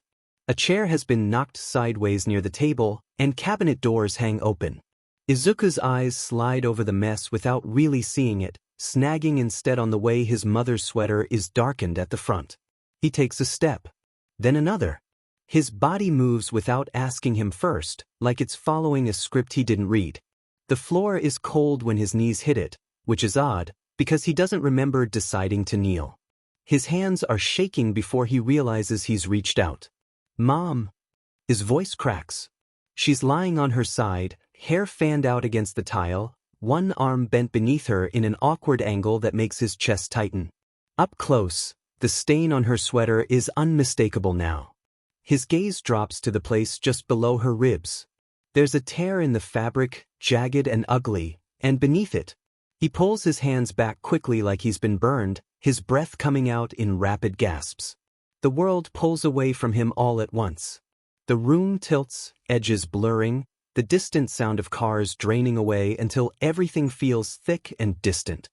As if he were underwater. He knows he's breathing because his chest moves, but it doesn't feel like air is going anywhere useful. His heartbeat is loud in his ears, too loud. This isn't real. This can't be real. She was fine this morning. She kissed my forehead. She said she'd make katsudon. His hands fumble for his phone, but he doesn't remember unlocking it. He doesn't remember what number he dials. Someone answers, their voice tiny and far away, asking questions he can't quite understand. More words and instructions pile up, slipping through his grasp. All he can do is stare at the wound, as if it'll undo if he stares long enough. Time stops working. At some point the door opens. There are voices, too many, overlapping, stepping into his space without permission. Uniformed strangers appear, radios crackling. Someone asks him his name. Someone else gently pulls his hands away from her. He resists weakly, fingers curling into the fabric like if he lets go she'll disappear entirely. A blanket settles around his shoulders. He hadn't noticed he was shaking. Red and blue lights flash through the windows, staining the kitchen in colors that don't belong there. Sirens scream outside, sharp and frantic, but they sound far away. He came home and found her, someone says. He sits on the floor while strangers move around his mother, speaking in clipped, professional tones, using words that don't fit her. Deceased. Homicide. The words bounce around his head, slippery and wrong. Why are they talking about her like that? She's just resting. She fell, that's all. She probably hit her head. She'll wake up any second now and laugh nervously and apologize for worrying him. She'll say she should have been more careful, and he'll scold her the way she always scolds him. Another voice asks him to step outside. Fresher, this is. He nods again, lets himself be guided away from the kitchen, away from her. His feet move, but he keeps looking back, half expecting her to sit up the moment he turns his back. She doesn't. He sits on the floor outside the door, wrapped in a blanket that isn't his, while adults talk over him, around him, about him. Shock, they say. Trauma. We'll take care of him. Izuku listens without listening. Somewhere deep down, a thought tries to surface. This is permanent, but his mind skates away from it, smooth and numb. There will be time for that later. Not now. Not yet. Right now, his mother is still in the kitchen. Right now, if he just waits long enough, this will all rewind. He stares at the space where her shoes are lined neatly by the door and wonders, vaguely, when the katsudon will be ready. He's in an interview room, though doesn't quite know how he got there.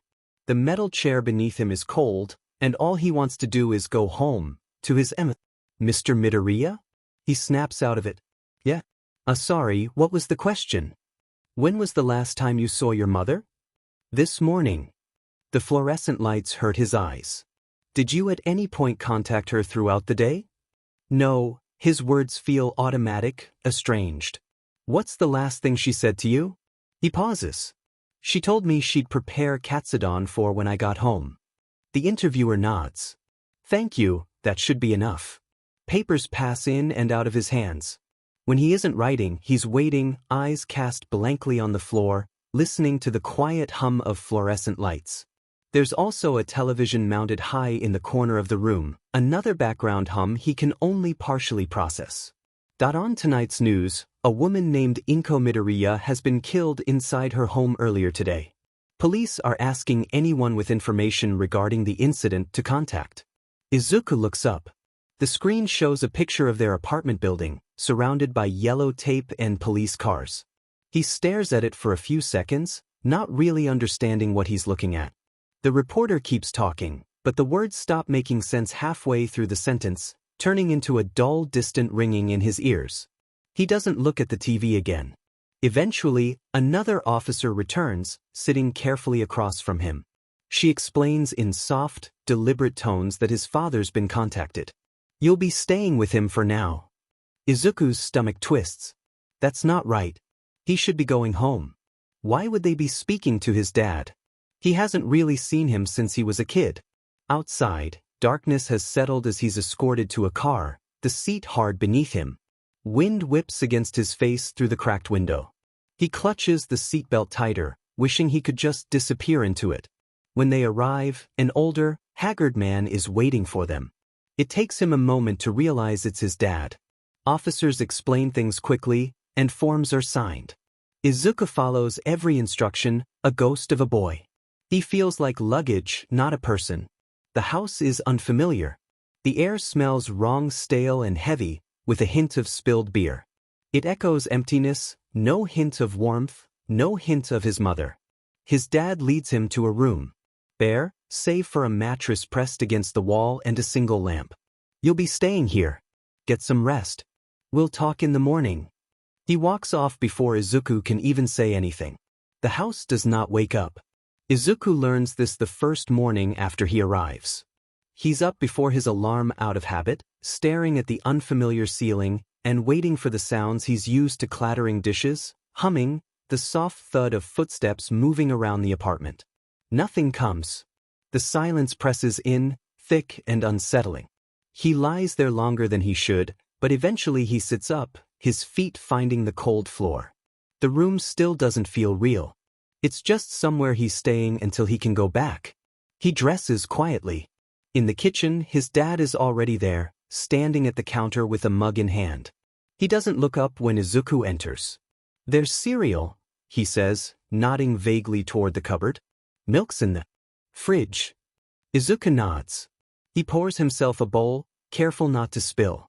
The sound of the cereal hitting the bowl feels too loud. He eats standing up, back pressed against the counter, eyes on the floor. His dad finishes his coffee and sets the mug in the sink with a dull clink. The funeral's next week. You can miss a day or two of school. Bus stops down the block. Don't be late when you do go. I won't, Izuku says. Funeral? That's not right. His dad hesitates at the door, like he might say something else. He doesn't. The door shuts behind him with a soft, final click. Izuku stands there long after, spoon resting uselessly in the bowl. Days stack up like that. Rules appear without discussion. Don't leave lights on, don't use too much hot water, don't touch things in the garage.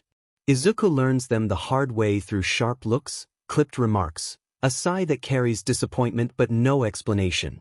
Boxes begin to arrive daily. It's all his and his mom's stuff, it doesn't belong here.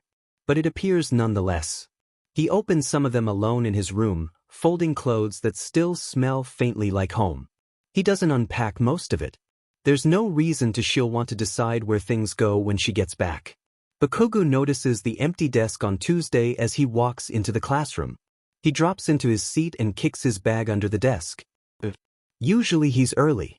Bakugo just shakes his head and takes out his pencil. The bell rings. Class starts. He keeps waiting for Deku to come skidding in late, apologizing breathlessly. But he never does. That pulls at his attention. Deku hadn't missed a day of school. Not when Bakugo beat him so badly, he came back with a brace and that irritating, nervous smile that never quite reached his eyes. Not when he had the flu and looked like he might keel over during warm-ups. Not even on Friday. He remembers the explosion bigger than he meant it to be. Worse than that though, his words that followed, the line he'd crossed without thinking. And Deku had still shown up come Monday, chittering quietly at his desk, cutting himself off the second he realized Bakugo was nearby. The smell of burnt fabric still clung to his nose. Just pray that you'll be born with a quirk in your next life, and take a swan dive off the roof. The words felt like ash on his tongue. Bakugo had wanted to say something about the sludge villain attack that happened later that same day too to the nerd, but he couldn't bring himself to do it. What would he have said anyways? Thanks? That he would have died if Deku, a quirkless nobody, hadn't stepped in? He scowls, jaw clenched. Either way, his desk is empty today. He forces his eyes back to the board. Not his problem. If the nerd finally decided to stay home, good for him. He taps his pen once, then stills it. Whatever. Wednesday's the same. He tells himself that's perfectly normal. He tells himself it doesn't matter. He tells himself he's only noticing because the room's quieter without Deku's irritating muttering. Still, by the end of the second day, the absence has lodged itself somewhere annoying, like a pebble in his shoe. Friday morning, the desk isn't empty anymore. Bakugo clocks it automatically, then scoffs under his breath, forever letting it take up space in his head.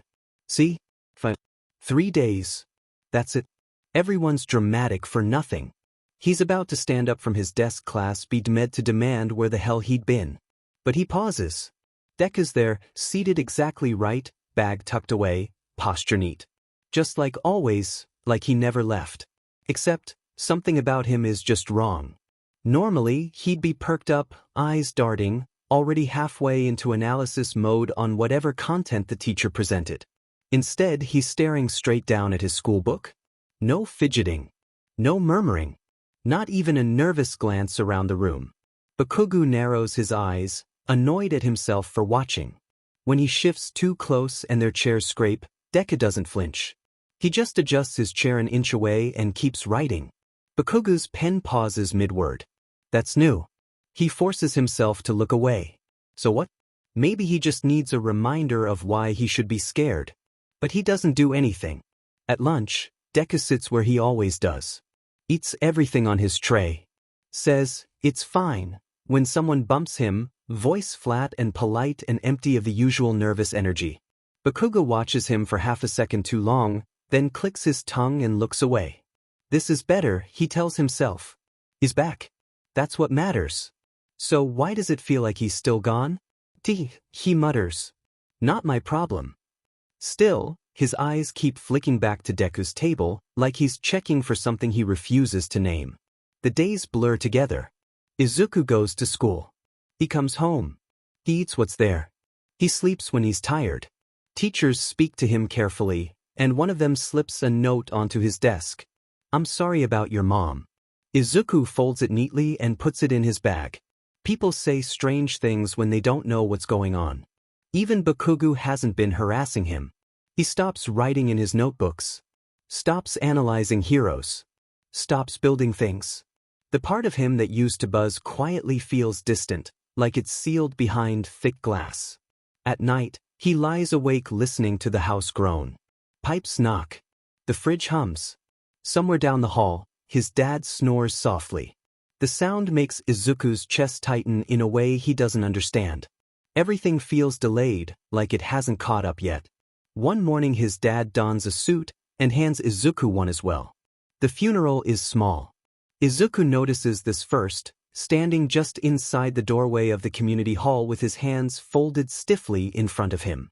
There aren't many chairs. Someone tried to space them out anyway, like they were expecting more people to come. A few are empty. His dad stands close beside him. Izuku doesn't lean towards him. He doesn't pull away either. He just stands there, staring at the framed photo set up near the front. It's a picture of his mom from a few years ago. She's smiling, eyes crinkled, hair pulled back into a braid. Izuku thinks, distantly, that she doesn't wear it like that anymore. He wonders why they didn't pick a more recent one. People start to file in. Some he recognizes neighbors from the apartment building, the old lady from the elevator, a couple who used to wave at him from their balcony. There are a few people from his mom's work, too. They stand together in a small cluster, whispering. Everyone looks at him. Not directly. Just quick glances, then away again, like eye contact might break something. "I'm so sorry," someone says. A woman he doesn't know well, maybe a coworker. She bends down slightly to be closer to his height, voice soft. "Your mother was very kind." Izuku nods. He knows he's supposed to say something. "Thank you maybe." But his mouth doesn't move. The woman hesitates, then straightens and walks away. More people say the same thing. "I'm sorry. She was wonderful. She talked about you all the time." Izuku nods to all of them. "It's easy. He's been doing it a lot lately." They sit down when the service starts. Izuku takes the seat in the front row, his feet barely touching the floor. His dad sits beside him, arms crossed tightly. A man from the neighborhood stands at the podium first. He talks about how Inko always smiled, how she brought extra groceries when someone was sick, how she once helped organize a cleanup day around the building. Izuku listens. It all sounds right. It sounds like her. Still, it feels like they're talking about someone else. Izuku stares at the floor and notices a crack running between two tiles. It curves slightly near the end, like someone tried to fix it and failed. He follows it with his eyes until it disappears beneath the podium. Someone else speaks. Then another. A woman from his mom's work talks about how dedicated she was, how she always stayed late, how she never complained. Izuku thinks that isn't true. His mom complains sometimes. Mostly about her back. The word keeps coming up. Izuku tries not to focus on it. They stand when they're told to stand. Sit when they're told to sit. It all blurs together. When it's finally over, people line up again to speak to him, to touch his shoulder, to pat his head like he's younger than he is. Wilma from the elevator hugs him tightly. "She loved you very much," she says, voice thick. "I know," Izuku answers automatically. Outside, the sky is gray. Not raining, just dull, casting soft light through the windows. Someone mentions food. Someone else asks if he's eaten. Izuku nods even though he hasn't. His stomach feels hollow but not hungry. Eventually, people start to leave. Chairs scrape softly against the floor. The hall empties out faster than he expects. The photo is taken down. The flowers are gathered up. That's it? Izuku thinks, surprised. His dad leads him to the car. Izuku buckles his seatbelt and stares out the window as they pull away. The building gets smaller in the mirror, then disappears entirely. He waits the whole ride for the weight to hit him. It doesn't. That night, lying on the unfamiliar mattress in his dad's house, Izuku stares at the ceiling and thinks about the photo. About how his mom smiled like she knew a joke no one else did. She'll be horrified they used that picture, he thinks vaguely. She hates it. The thought settles in his chest, calm and sure. She'll tell them later. Izuku turns onto his side and closes his eyes. Everything feels paused. And somewhere, deep down, he believes it still is. The first argument is small, just about dishes. Izuku leaves a plate in the sink, meaning to wash it later. His dad sees it when he gets home and calls him into the kitchen. "You gonna take care of that?" he asks, gesturing sharply. "Yes, sir. I was just." "Don't leave messes," his dad snaps. "This isn't a hotel." Izuku flinches, moving to the sink. "I'm sorry." His dad watches him for a moment, then turns away. "Just do better." Izuku nods. He always nods. The second argument is about grades. A notice comes home about a missed assignment. His dad holds the paper like it personally offended him. "What's this?" he asks. I forgot," Izuku says. "I can fix it." "You can't just forget things," his dad says. "You're not a kid anymore." Izuku swallows. "I know." "Do you?" His dad's voice is sharp now. "Because it doesn't look like it." Izuku doesn't have an answer.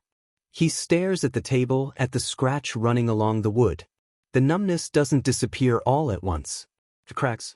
On the walk home, when he passes a store window and sees a green sweater that looks like one of hers, and steps inside without thinking to ask why she's been gone so long. It's not her. It's never her.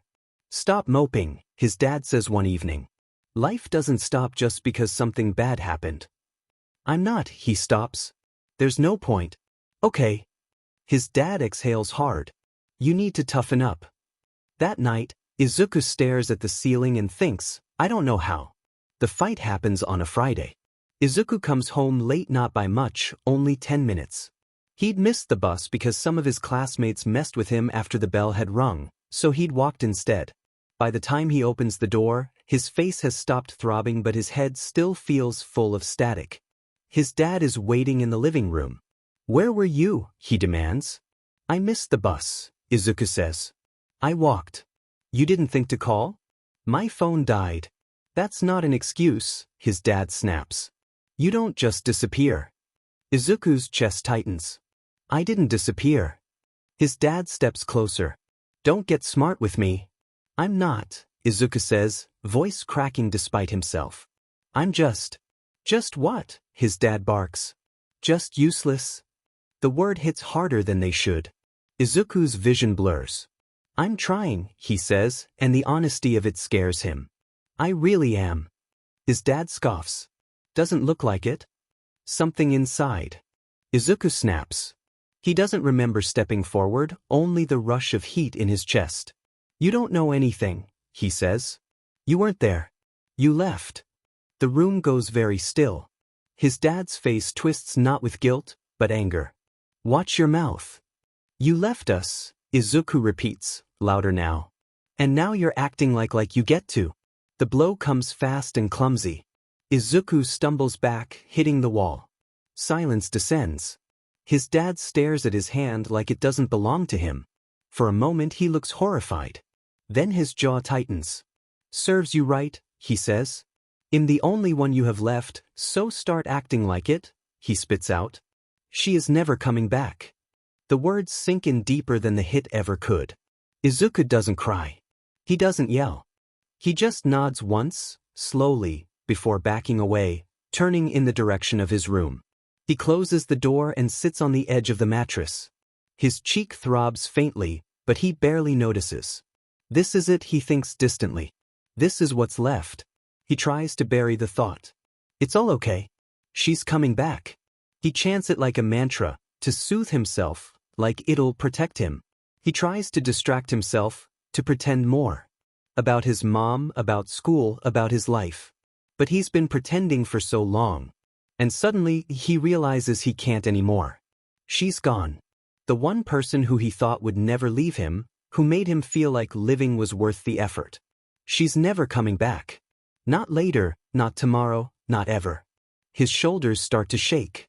A guttural sound tears out of him before he can stop it. He tried so hard. For her. For nothing. He curls in on himself, clutching at his shirt like he can keep himself from coming undone. Later, when the house is quiet again, Izuku slips outside. He can't sit in that stuffy room anymore, with those boxes that are just reminders of her. The air is cold and sharp in his lungs.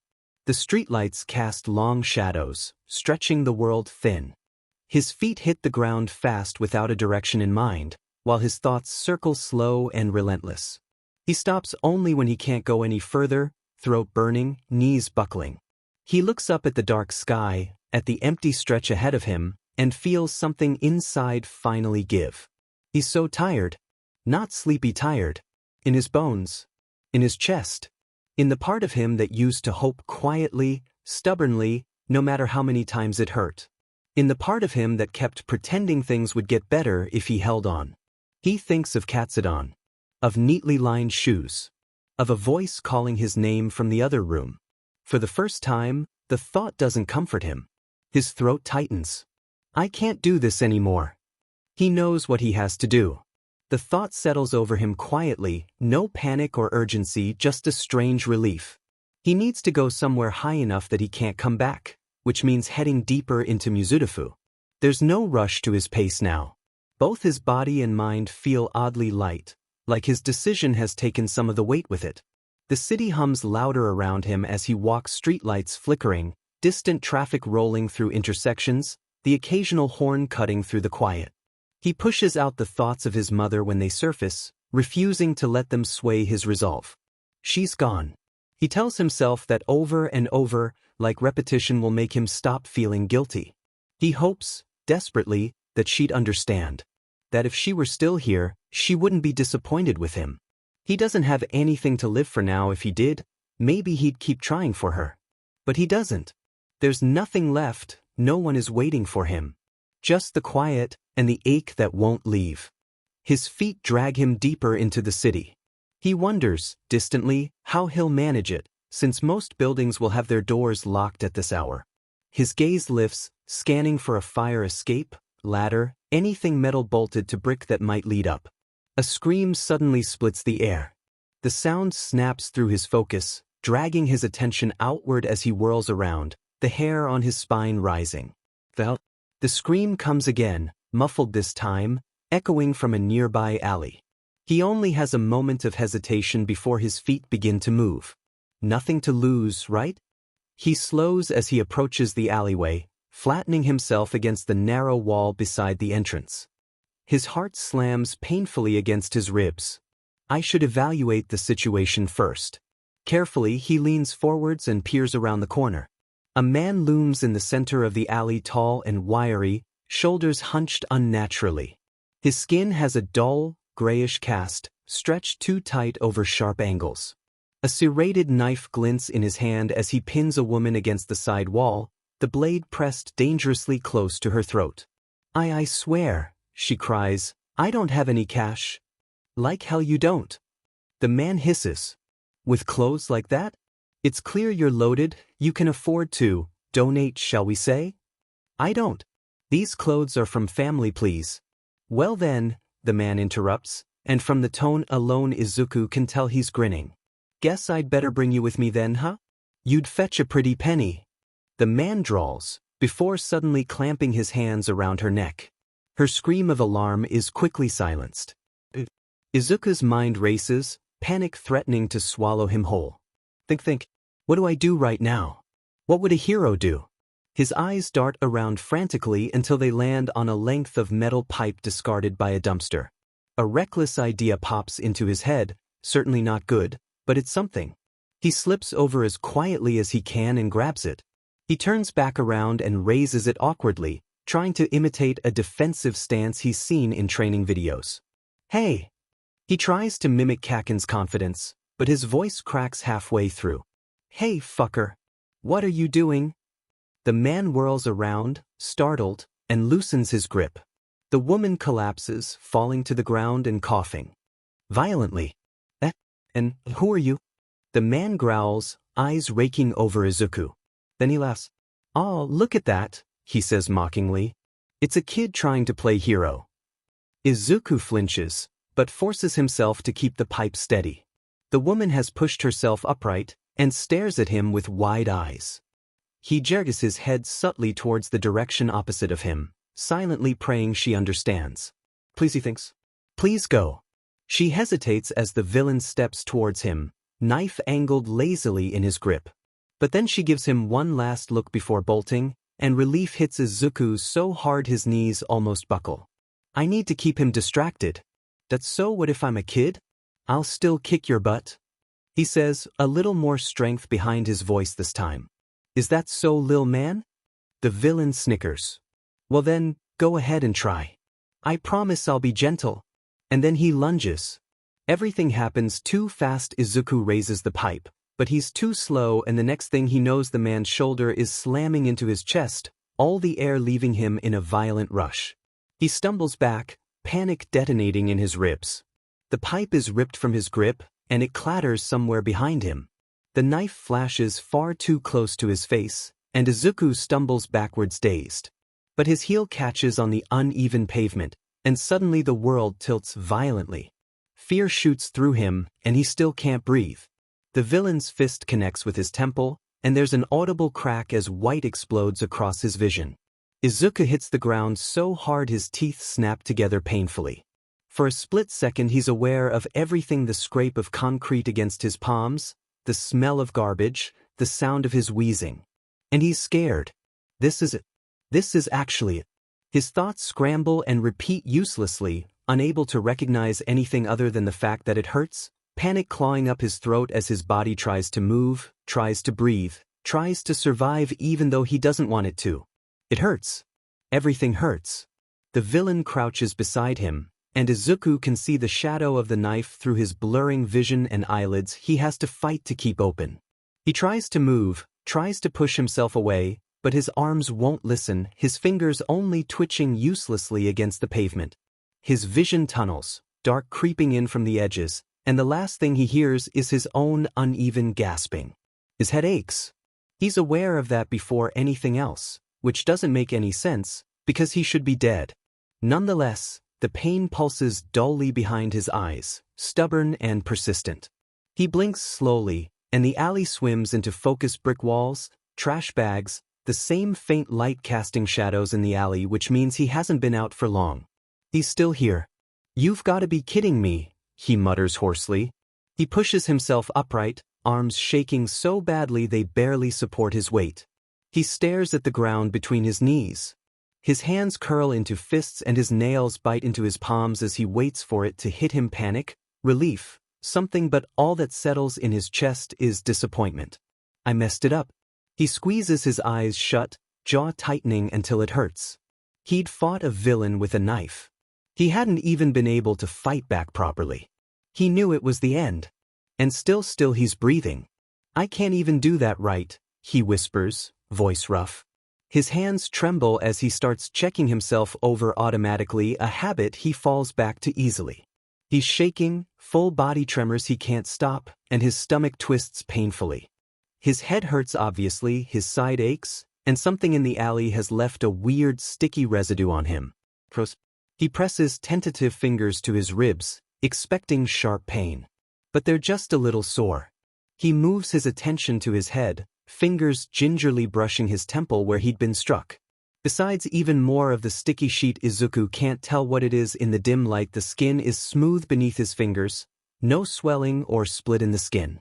Izuku pauses, his brows furrowing. He remembers the impact so clearly, the sound of the villain's fist meeting his temple, the way the world instantly began to melt away. He shivers involuntarily and shoves the memory out of his mind. He pushes himself to his feet, but he sways violently before he's even fully straightened, and he has to catch himself on the brick wall as he nearly topples over. "What the hell?" he breathes. He waits for the dizziness to pass, willing himself to stay upright. Probably adrenaline. Maybe a concussion. That would explain most of the shit I'm experiencing. As if to prove a point, a wave of nausea rolls over him. He presses his lips together, hunching over slightly. "Whatever," he murmurs. He's alive, and he shouldn't be, so it doesn't matter what's wrong with him. He just needs to continue with his original plan. He wonders, vaguely, how he'll manage it since he doesn't even trust in his ability to walk right now. He's so tired. He slides down the wall until he's sitting on the cold pavement again, knees drawn close. "Guess I'll just rest here for a bit." He feels detached from the pain, detached from the fact that he fought someone. None of it feels important. His thoughts drift back to the woman. Did I even do good enough to let her escape? His expression clouds at that thought. He pictures her face the way she looked at him. I wish I could have been useful. He presses his forehead against his knees and breathes slowly. "I'm sorry," he whispers into his knees. He doesn't know who it's for anymore. "I won't take up space much longer." Izuku stays there for a long time. Eventually, footsteps echo faintly from the mouth of the alley, and he glances up. Maybe they're here to finish the job.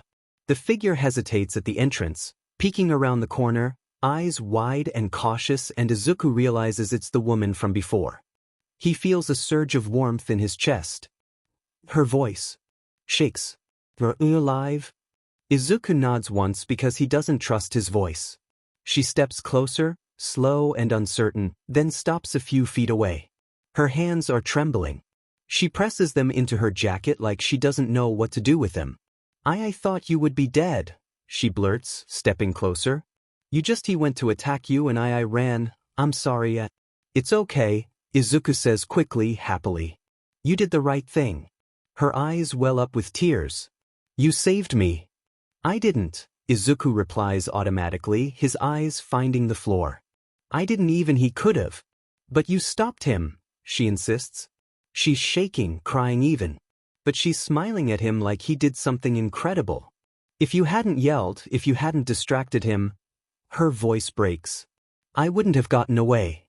Izuku's chest tightens at her expression. She laughs weakly, wiping at her eyes. I was so scared. But when you showed up I thought, wow. Someone actually came. Someone actually came? She bows deeply to him, clumsy and rushed. Thank you, she says. Really? I don't know who you are, but thank you. And then she leaves. Just like that.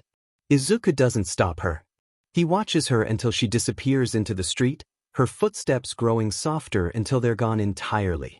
Something warm stirs in his chest. I didn't even win, he mutters. I didn't beat him. I didn't stop him. But she got away, a small voice whispers. Because of you. The thought settles slowly, heavy and unfamiliar. Izuku sinks back against the wall, staring up at the strip of night sky between the buildings. If I hadn't been here. He stops the thought before it can finish, his stomach twisting. The idea feels arrogant somehow, like he's giving himself too much credit. I can't be a hero, he says quietly, as if he needs the reminder. I know that. The fact that he doesn't have a quirk hasn't changed. But the warmth in his chest doesn't go away. Izuku presses his hand lightly against his sternum, frowning at the sensation. What could he possibly do?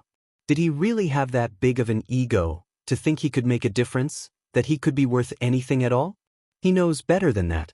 But I wasn't in the way. The thought slips in anyways, uninvited. I helped her. He tries to shake it, exhaling slowly.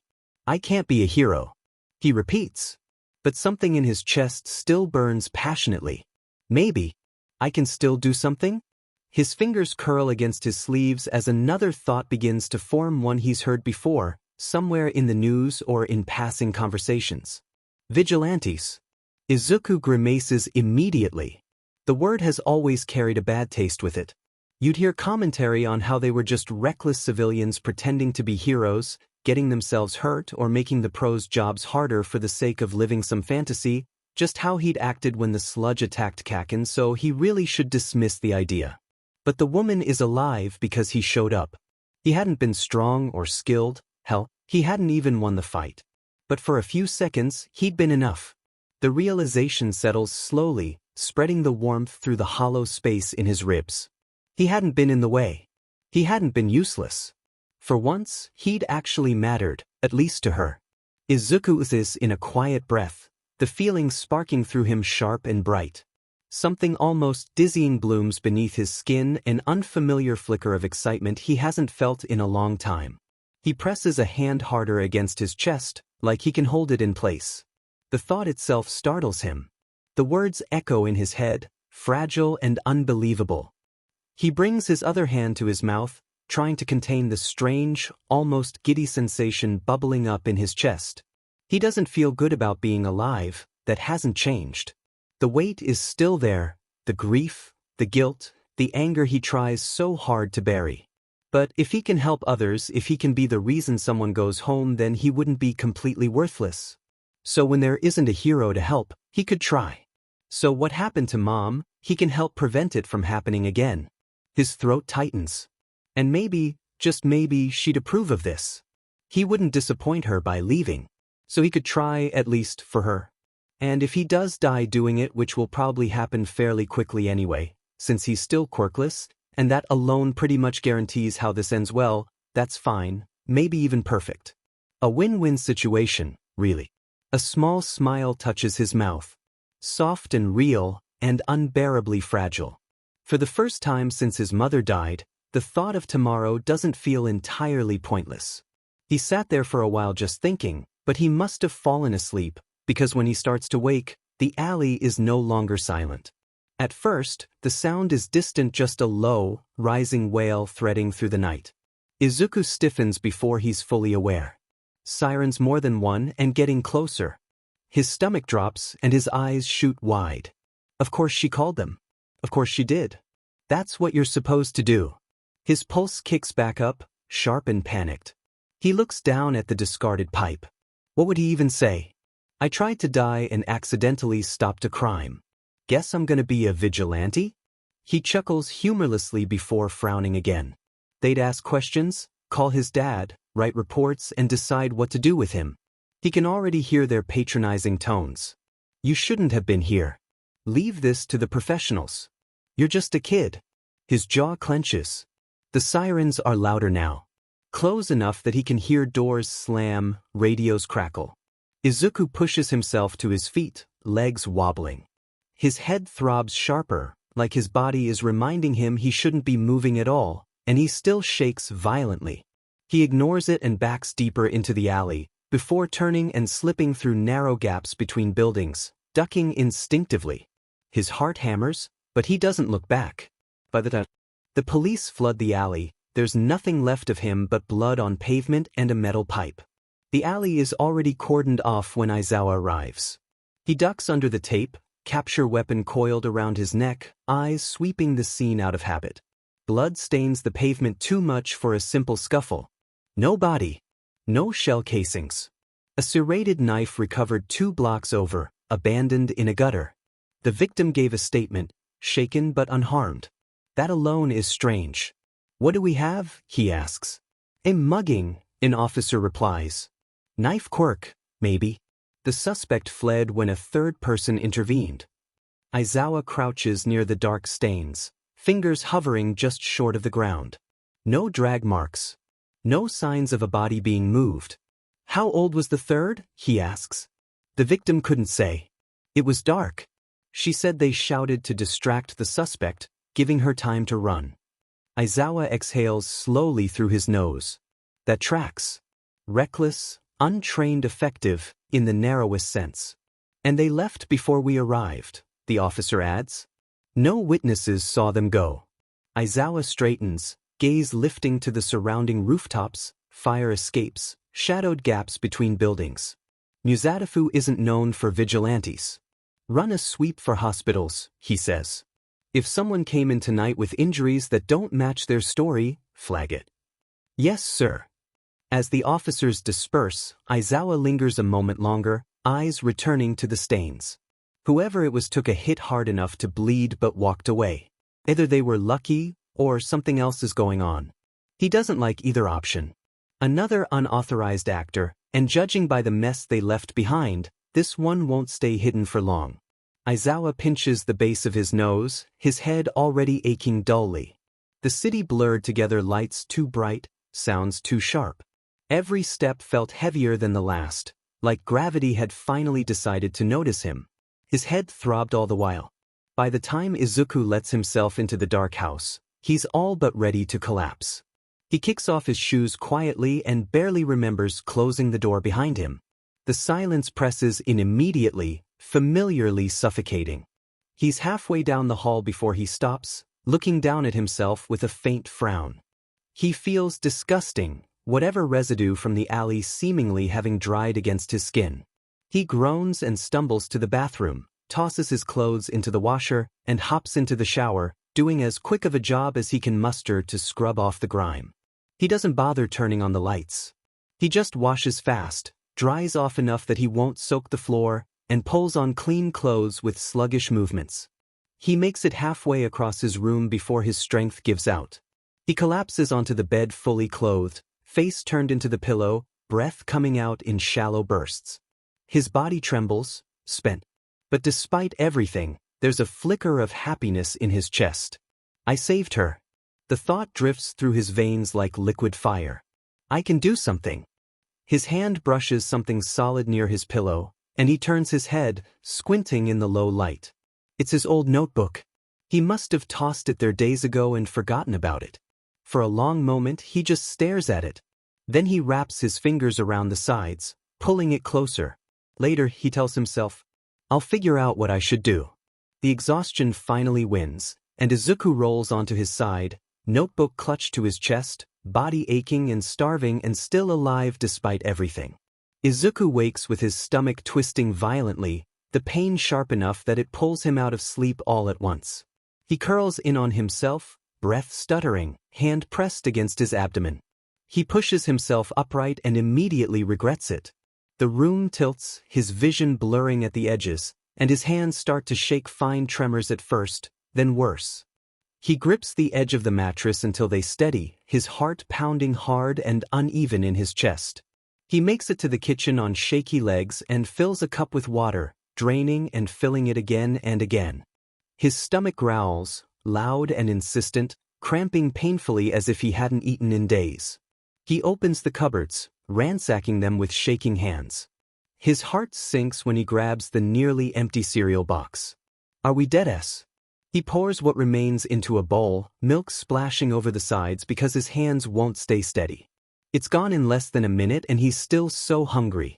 He still has cash crumpled bills from the last store trips, shoved deep in his coat pocket, so he decides to make the trip. He grabs the jacket, pulls on his shoes, and heads out the door swiftly. The map on his phone loads slowly. 20 minutes. He groans softly, bending forward with his hands on his knees. His stomach is already protesting. This is gonna suck, he mutters, breaking into a run, hoping he won't collapse before he gets there. The bell above the door rings when he stumbles into the store, chest heaving. Cool air washes over him, and he shivers, suddenly aware of how clammy his skin feels. He heads straight for the meat aisle, grabbing a pack of ground beef because it's cheaper and filling, then doubling back for a pre-made sandwich when another wave of dizziness makes the floor tilt beneath him. He has to clutch a shelf in the aisle to prevent himself from falling. He snags another box of cereal on the way to the counter, as well as some milk. He pays, and has barely stepped outside before he's scarfing the sandwich down. He inhales wrong and chokes, coughing violently, tears springing to his eyes as he bends forward. Sheet! He slaps his chest until his breathing evens out. Once the coughing subsides, he eats the rest slower, forcing himself to chew properly. His hands are still trembling, but the shaking eases as the food settles. When he finally straightens, wiping at his eyes with the back of his sleeve, his first instinct is to look towards the counter. Half expecting Present Mike to appear, but the area he usually lingers is empty. A strange, hollow feeling settles in his chest before he can stop it. He murmurs. He didn't even realize he'd been expecting him. Only 2 encounters, and yet somehow he'd started to count on it. The thought makes his stomach twist again, and this time it's not from hunger. The man that drove him to school, checked on him, talked to him, he'd left an impact even in the short instances they'd seen each other, much to Izuku's dismay. And if he lets himself get used to kindness, it becomes something that they will eventually take away. And he's had too much taken from him already. So he won't let anyone get that close again. Even thinking about it makes his stomach clench. He pushes the feeling down, leaning against the wall as he finishes the last of the sandwich, chewing carefully. The worst of the dizziness fades, though a low ache lingers behind his eyes like a warning. Note that he thinks distantly. Hunger spike. Shaking. Lightheadedness. Eat before doing intense physical activity. He glances back at the store once more before turning away. The walk home is slower. He doesn't run this time, legs trembling with exhaustion. By the time he gets back, he is spent. He drops the groceries on the counter and leans there for a moment, breathing, listening to the house's hollow silence. The hunger is still there, the sandwich having only temporarily eased the gnawing in his stomach. He cooks some of the beef quickly, barely seasoning it, and eats straight from the pan. It helps more than anything else he ate did. He goes to his room and practically collapses onto his bed. Izuku wakes up to the sound of the front door unlocking, and he sits up slowly, rubbing at his eyes. A pit of unease quickly settles in his stomach. Dad's home. They haven't talked since the fight, and he's almost certain there'll be a continuation. Sure enough, he soon hears a knock on his door, before his father steps inside. "Hey," he says, shifting his weight to his other leg. "We need to talk." Izuku swallows, keeping his gaze fixed on the fabric of his sleeve. "I shouldn't have hit you," his father says flatly. He takes a deep breath before continuing. "I left, because I can't deal with having a quirkless son. I initially accepted the custody swap because I thought I could ignore it now. I was wrong. It's why your mother and I split." Izuku feels like the floor has dropped out from under him. "I know the foster care system is shit, his father continues. Especially for quirkless kids. I grew up in it. I don't want to do that to you. So I have a proposition. There's a pause. There's some abandoned houses nearby, some in fairly good condition, and the utilities still work. I know this because a customer mentioned it. Izuku just stares at him. I'll send you a monthly payment, enough for food and other necessities, his father says. You stay there. You don't talk to anyone about this. If you need anything signed for school, or something important, fine. Otherwise, I don't want to see you. Silence. I'll help you transport your stuff, he adds. Just, living here isn't an option, and I realize that now. What do you say? System or the abandoned house? Izuku's mouth opens. Closes. He figured there'd be some sort of punishment or something but getting kicked out. His mom just died for FS sake. But he knows he shouldn't be surprised. That he was so stupid for ever hoping anyone else could want him. The words worthless Deku flash behind his eyes. Can I think about it? He manages to choke out. His father nods and turns to leave. He pauses as if he might say something else, but then he closes the door behind him. Izuku exhales shakily, dropping his head between his knees and wrapping his arms around his body. At least in terms of quirklessness hate, that was almost gentle. He snorts softly at the thought, tears threatening to spill over, before he shakes his head, his eyebrows knitting together. His brain does what it always does when things get bad. It clicks into analysis mode before he can stop it. Thinking is easier than feeling. Safer to. He runs through the options his father presented, even though the choice is obvious. The system is a dead end.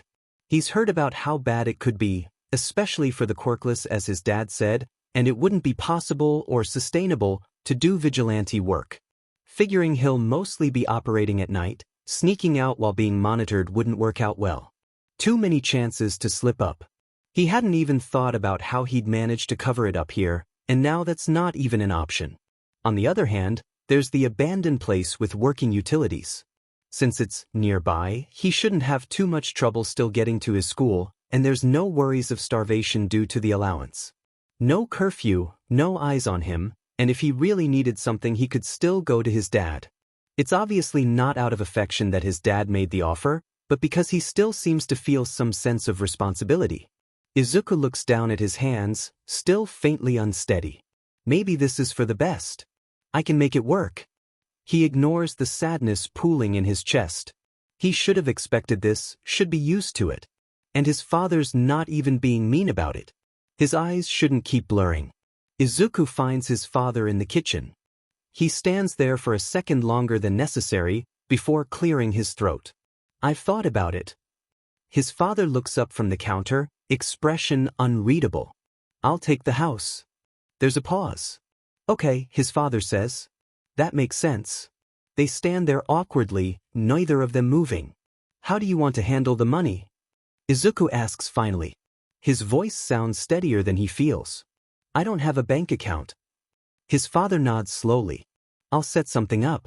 Online transfer. He hesitates. If something breaks, let me know. You my number.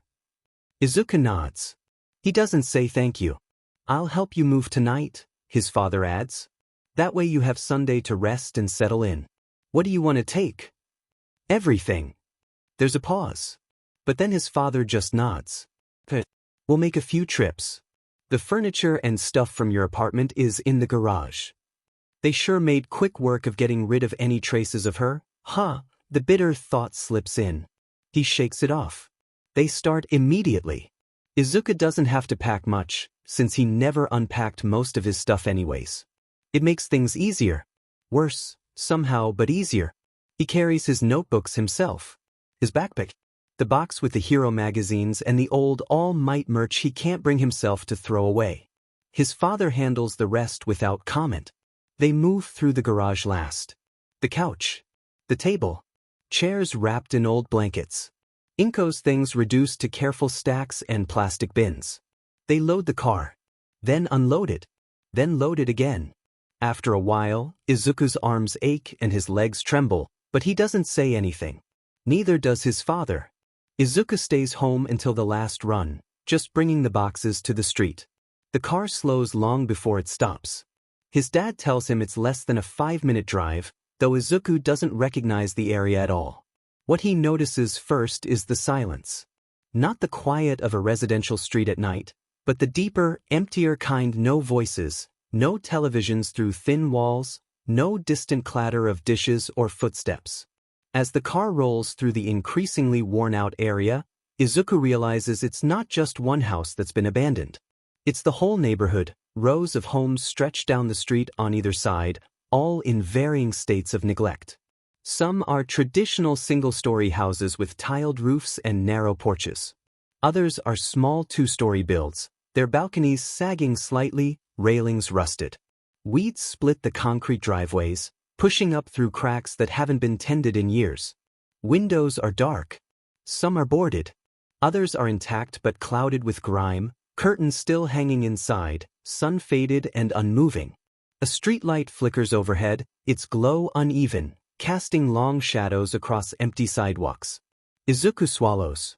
His father finally pulls the car over and turns off the engine. "This is a good area," he says. Izuku stares out the window. He doesn't know what he'd expected: a single condemned building, maybe something obviously unlivable. Instead, this looks paused. Like everyone just stood up and never came back. "They're all empty?" Izuku asks quietly. "Most of them," his father says. "Some were bought up in bulk years ago. Development fell through.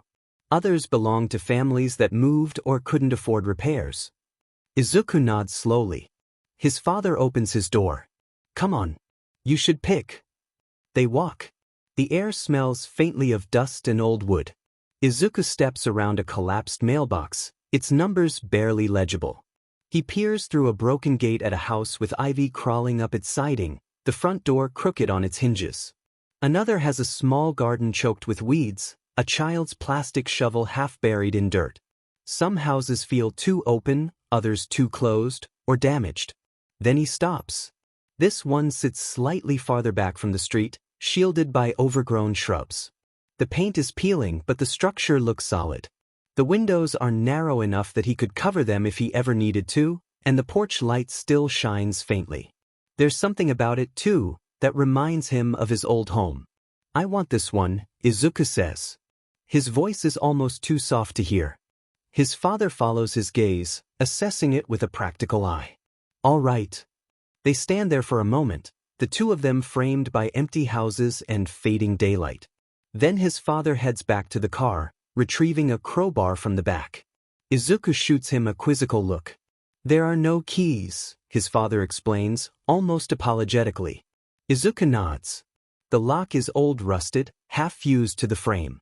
His father wedges the iron in and leans his weight into it, the metal shrieking. The door swings inward without much protest. "It'll be easy to replace the lock. I can send you extra for that," his father comments. Inside, the air smells stale but dry. His father flips the breaker. The lights come on, weak but functional. "They never shut it off," his father explains. "Whole block, apparently. Easier for the city to leave it than deal with the mess." Izuku just watches the bare bulb hum overhead. They carry the last box in together. His father sets it down and straightens, rubbing a hand over his face.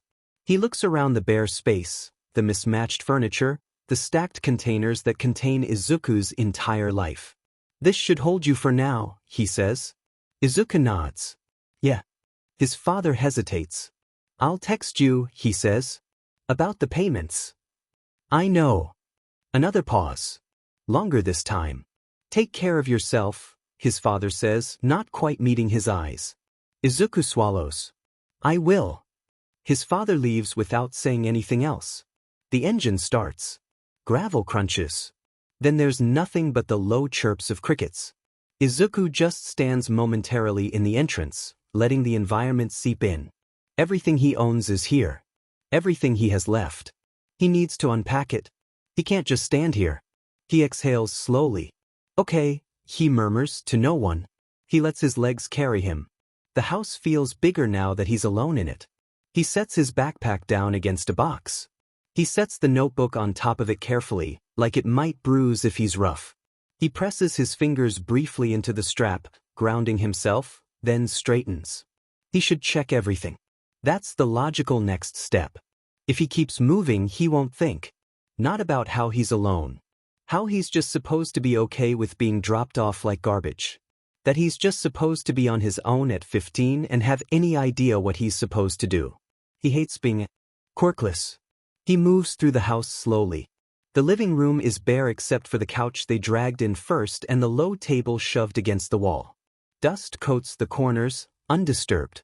There's an old indentation in the carpet where something heavy used to sit, maybe a bookshelf, maybe a TV stand. He imagines a family arranging furniture here once, arguing over where the couch should go, laughing about it. He shakes the thought loose and keeps moving. The kitchen is small but usable. Sink works, though the water sputters before it runs clear.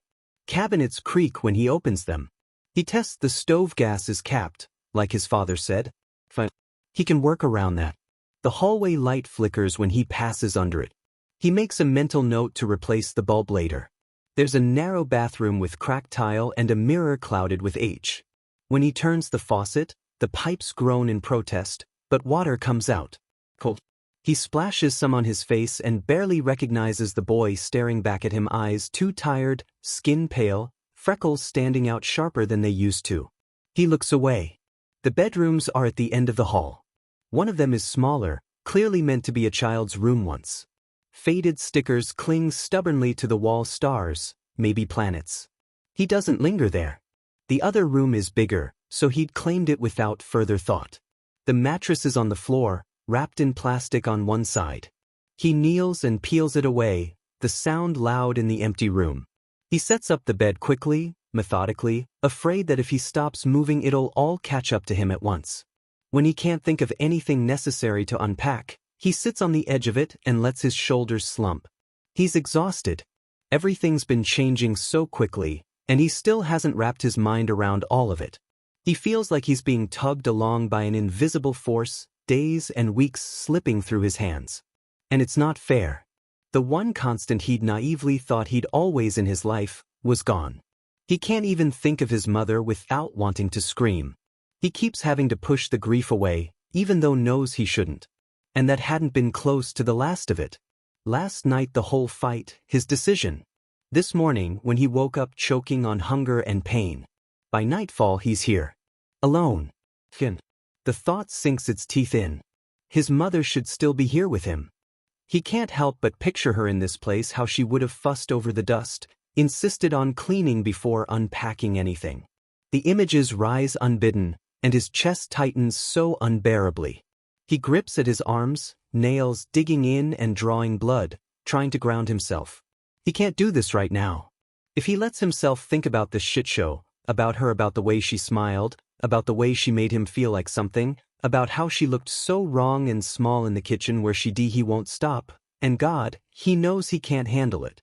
And he needs to keep living for her and for others. So he stands again abruptly, crossing the room to snag his notebook, returning quickly to sit with his back against the wall. With nothing else to really do, he hopes delving into planning out his vigilante course will stop him from feeling. He writes at the top of the page, "Sludge villain incident." If he is going to try to help people, he can't afford to be sloppy, he needs to be good, which means analyzing his mistakes. Wasn't watchful of surroundings. Froze instead of running immediately. Rendered immobile due to the slime. Outcome only survivable due to All Might's intervention. Analysis. Some strong wind force or pressure needed in this instance to escape, like All Might's punch. Search for weaknesses, like the eyes, used method during the second attack, was successful. Alley incident. Engaged immediately. No concrete plan. Did not account for knife reach. No exit strategy established beforehand. Distraction worked. Poor follow-through. His pen hovers. His memory cuts for a short time after the villain hit him. Obviously he was unconscious, but the effects it had on his body were strange. Possible concussion. Fatigue. Severe post-incident hunger. Tremors. Dizziness. Resolved after eating meat, biggest help. He frowns at that. It was most likely an adrenaline crash, and combined with the fact he hadn't been eating proper meals, mostly just cereal, probably resulted in worse side effects. So he writes a final reminder to himself. Eat before patrols, carry food on person. Eventually, he closes the notebook. The analysis was successful in stopping his spiral, and he had to admit he enjoyed it. He hadn't done it in a while, what with everything that happened, but the familiar habit brought him some comfort. He decides to get up again and inspect the house, though through a different perspective. He examines the windows first, making sure they latch, noting which ones don't. He opens them halfway, testing how easily they slide. He makes a mental note to buy some sealant to stop the cold that seeps in from the edges when he gets the new doorknob. After his dad left, he'd often help his mom around the house with small repairs like these, or older neighbors, giving him these simple skills he'd never thought he'd need. So hey, at least he can thank his dad for preparing him for this in that small way. He checks the sight line from the door to the hallway, tests how long it takes him to unlock the back exit. His mind races with what-ifs. What if someone sees him coming or going? What if someone notices he's alone? What if someone realizes he's quirkless? He shivers.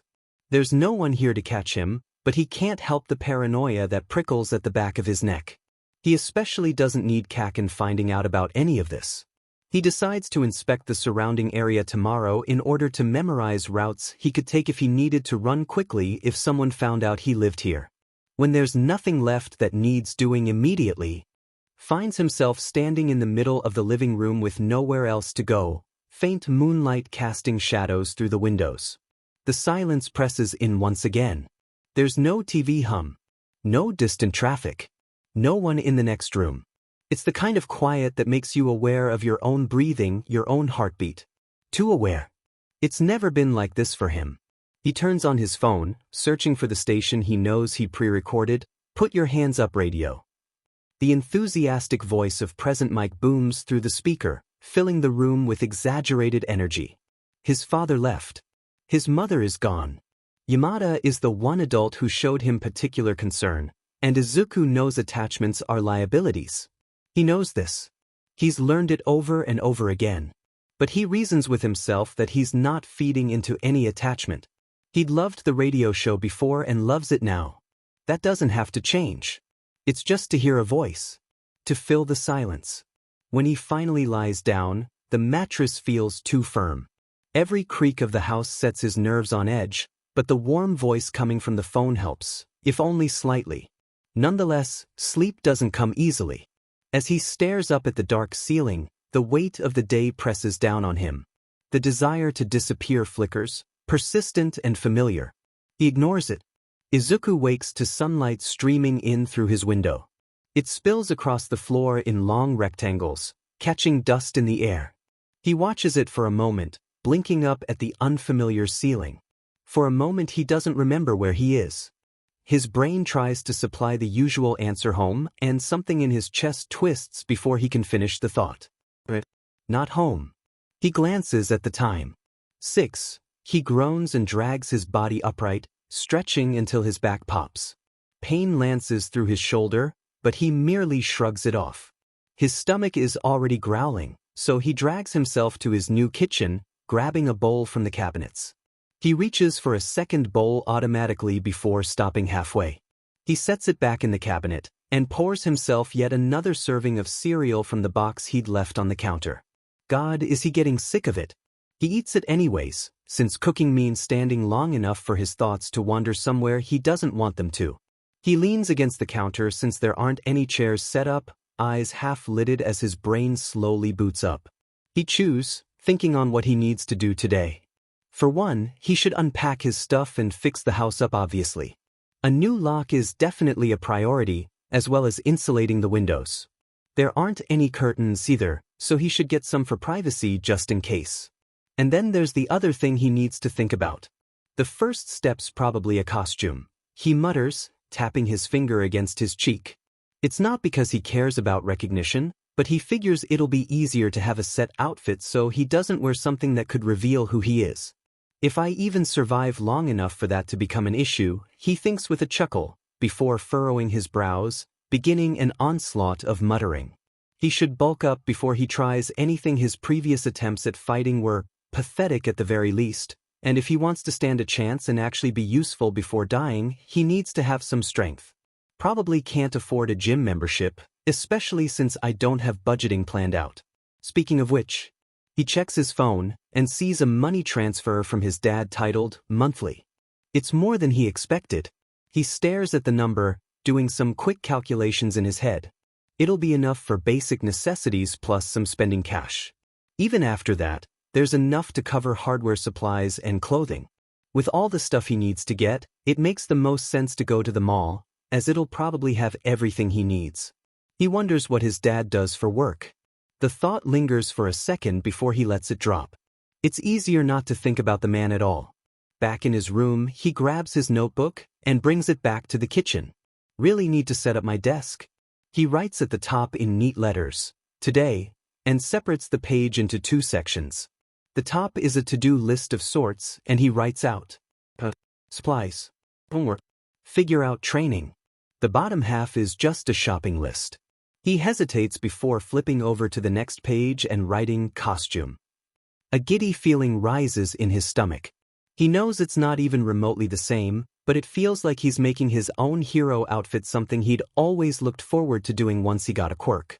The feeling starts to fall away, replaced by images of rooftops and broken dreams. He shakes his head to clear the negative thoughts that arise.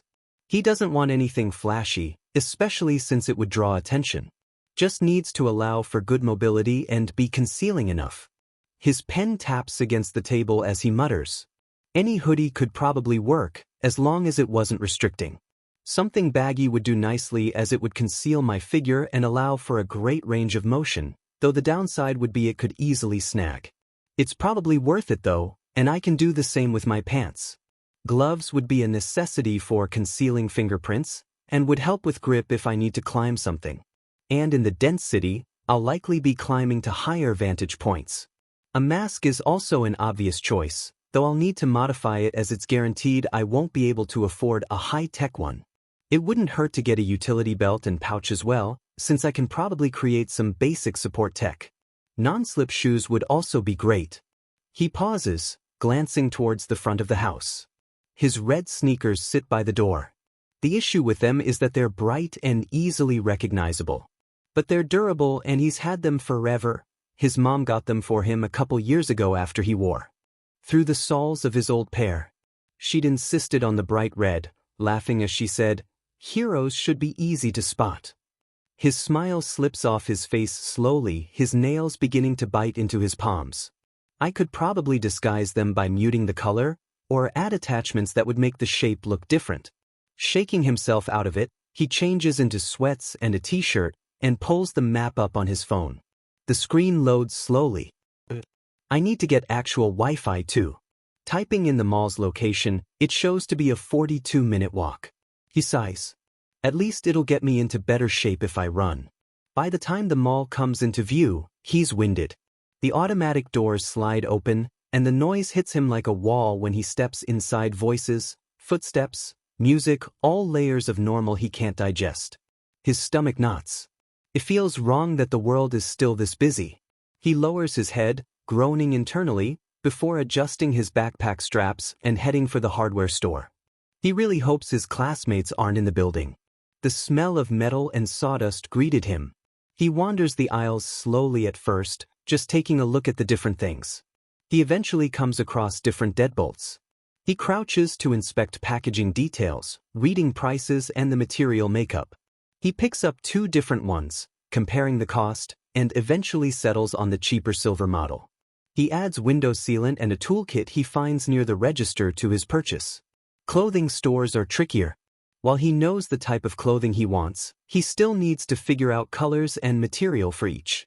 He runs his fingers over a rack of athletic shirts, and finds a dark red tank that feels smooth under his palm and matches his shoes.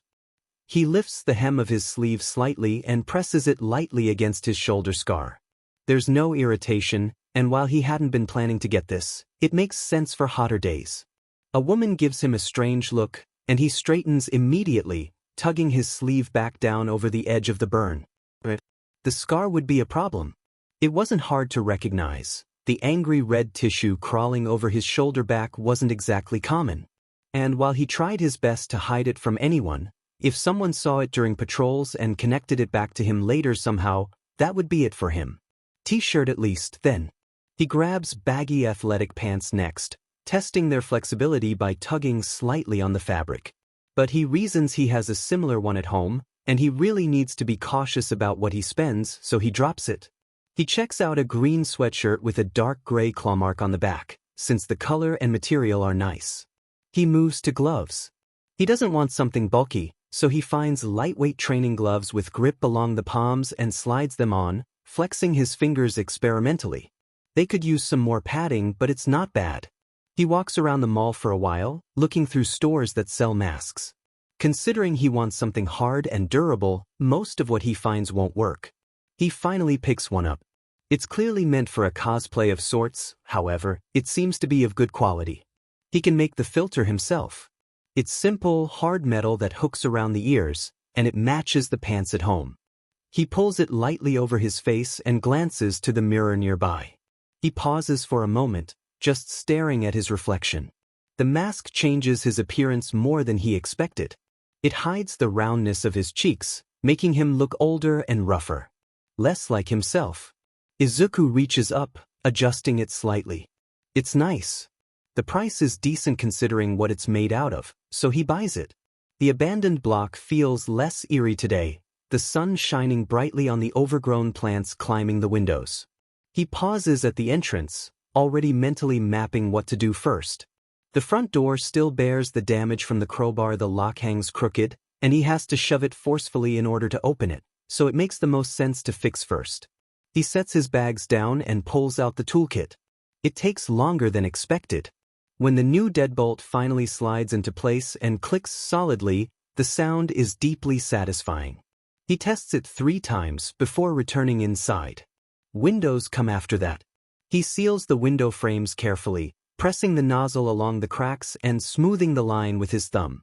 Once he's done, his arms ache pleasantly. He decides the next step is to unpack everything. He sets up his bed properly, drags the couch slightly so it's in more direct light, and moves a bookshelf closer to the entryway and much more. When he finally steps back, hands on his hips, surveying the living room, he laughs under his breath. It's kind of fun, and he has to admit he did a decent job. His mom would probably like it too. He stops. In his room, he empties the shopping bag onto his bed and lines the contents up neatly, as well as placing his shoes on the ground. He grabs his notebook, preparing to plan the alterations he should make. He needs to add some sort of filtration system to the mask so it's easier for him to breathe properly, and he certainly doesn't want to be knocked out by noxious fumes, even if it's unlikely he'd come across a situation like that. And as for his shoes, adding spikes could be nice. A small, sharp thrill runs through him as he analyzes, noting down different alteration possibilities. He knows he's getting ahead of himself. It's not like he'll survive long enough to ever be put in a situation where he'd need these things. He knows this is not the same as designing a hero costume, and that he shouldn't be feeling the way he does when he knows he can't be one. But it keeps him distracted from other worse things, so he figures it's all right. It's late afternoon when he finally checks the clock. He sighs, moving to sit at the kitchen table with his textbooks, but he's not focused. His mind keeps drifting back to improvements. Could he reinforce the knees with stitched padding? Should he add goggles? He scribbles math answers automatically, solving equations between thoughts. He finishes history last, closes the book, and leans back in his chair observing the darkened sky through a window. The house is quiet again, only the faint sound of crickets keeping him company. The silence is easier to handle when he's exhausted. He rises, turning off the lights and heading to his room, deciding an early night is best. He climbs into bed, turning on the recording of Put Your Hands Up radio once again. Izuku wakes before the alarm actually finishes its first cycle. The shrill tone cuts off when he fumbles for the button beside his bed, blinking drearily against the dim morning light leaking through the curtained window. For a moment he just lies there, staring at the ceiling, trying to mentally prepare himself for the day as dread settles in his stomach. He doesn't know why it's affecting him so much today. The weeks after his mom died, he hadn't really felt anxious. Hadn't felt anything really. Everything had just been so quiet and distant, like he was watching someone's life happen from far away. So why was he feeling like this now? Well, whatever. It doesn't matter now. He rolls onto his side, pressing the heel of his hand against his stomach as if that might calm the churning inside it. He'd set the alarm earlier than usual since the walk to the bus stop is longer from here, and he doesn't really know the timing yet. But now he's considering staying in bed. But he thinks of his father's rules for staying here, and sighs quietly before forcing himself up. The floorboards creak faintly under his feet as he pads down the hallway towards the kitchen. It's disturbing how quiet the house is. Back at the apartment there had always been noise, neighbors talking through the thin walls, car doors slamming outside, footsteps on the stairs. Even late at night you could always hear something. Logically, he knows it's because this neighborhood is abandoned, but nonetheless it's unsettling. He arrives at the kitchen, reaching to grab the cereal, but pauses. He is so unbelievably sick of it, and the thought of eating in general makes nausea spike in the back of his throat. He drops his hand. Skipping breakfast probably isn't a great idea, but it's better than throwing up from nerves during class or something. Izuku brushes his teeth in the small bathroom down the hall, splashing cold water on his face while wishing he could lighten his eye bags, then runs damp fingers through his hair in a half-hearted attempt to tame it. The school uniform hangs loosely on his frame when he pulls it on. The fabric still smells faintly like detergent from the last time it was washed at the apartment. It makes his heart pang with longing. He pauses for a moment after tying his shoes. Breathe. It's just one day. He grabs his bag and heads outside. The walk to the bus stop feels longer than it probably is. Morning traffic begins to hum along the streets of Mizudafu, commuters rushing to work and students clustering in small groups along the sidewalks. Conversations drift through the air around him, laughing voices, complaints about homework, plans for after school. Izuku keeps his head down as he walks. No one here knows him, which should make things easier. But his stomach keeps twisting anyway. By the time he reaches the bus stop, his palms are damp with sweat. A few other students are already waiting, some from his school, some from others. They barely glance at him. The bus arrives shortly with a groan of brakes. Izuku climbs on quietly and takes a seat near the front, pressing his forehead lightly against the cool glass of the window as the city slides past. School looks exactly the same. That's the worst part. The building hasn't changed at all while everything else in his life fell apart. The familiar brick walls and crowded entrance feel strangely unreal as he steps through the gates with the rest of the morning rush. Students laugh and shove each other in the hallways. Lockers slam. Someone shouts a greeting across the corridor. It's all so painfully normal. Izuku slips into his classroom and takes his usual seat near the back, checking the chair automatically before putting his weight on it. He pulls his school notebook from his bag, trying to ignore the words drawn in Sharpie on his desk, as per usual. The scrape of chairs across the floor fills the room as more students file in. A few glance at him giggling, and Izuku pretends not to notice. Eventually Kaken strides in, explosions popping faintly from his palms as he shakes off the chill from outside. His eyes sweep the room, and they land on Izuku almost immediately, who shrinks instinctively. Bakuga's expression doesn't change, but something sharp flickers in his gaze before he looks away and drops into his seat. Izuku lets out a breath of relief. The teacher arrives a few minutes later, launching straight into the morning lecture. He picks up his pencil, beginning to scribble down notes. Halfway through the lesson, something thuds onto his desk, and he flinches. A familiar hand rests on the edge. Bakuga reaches forwards before he can react, yanking Izuku's notebook away. "Oi," he mutters, flipping it open. Izuku's heart jumps into his throat. He feels the burn on his shoulder tingling, and he stares up fearfully.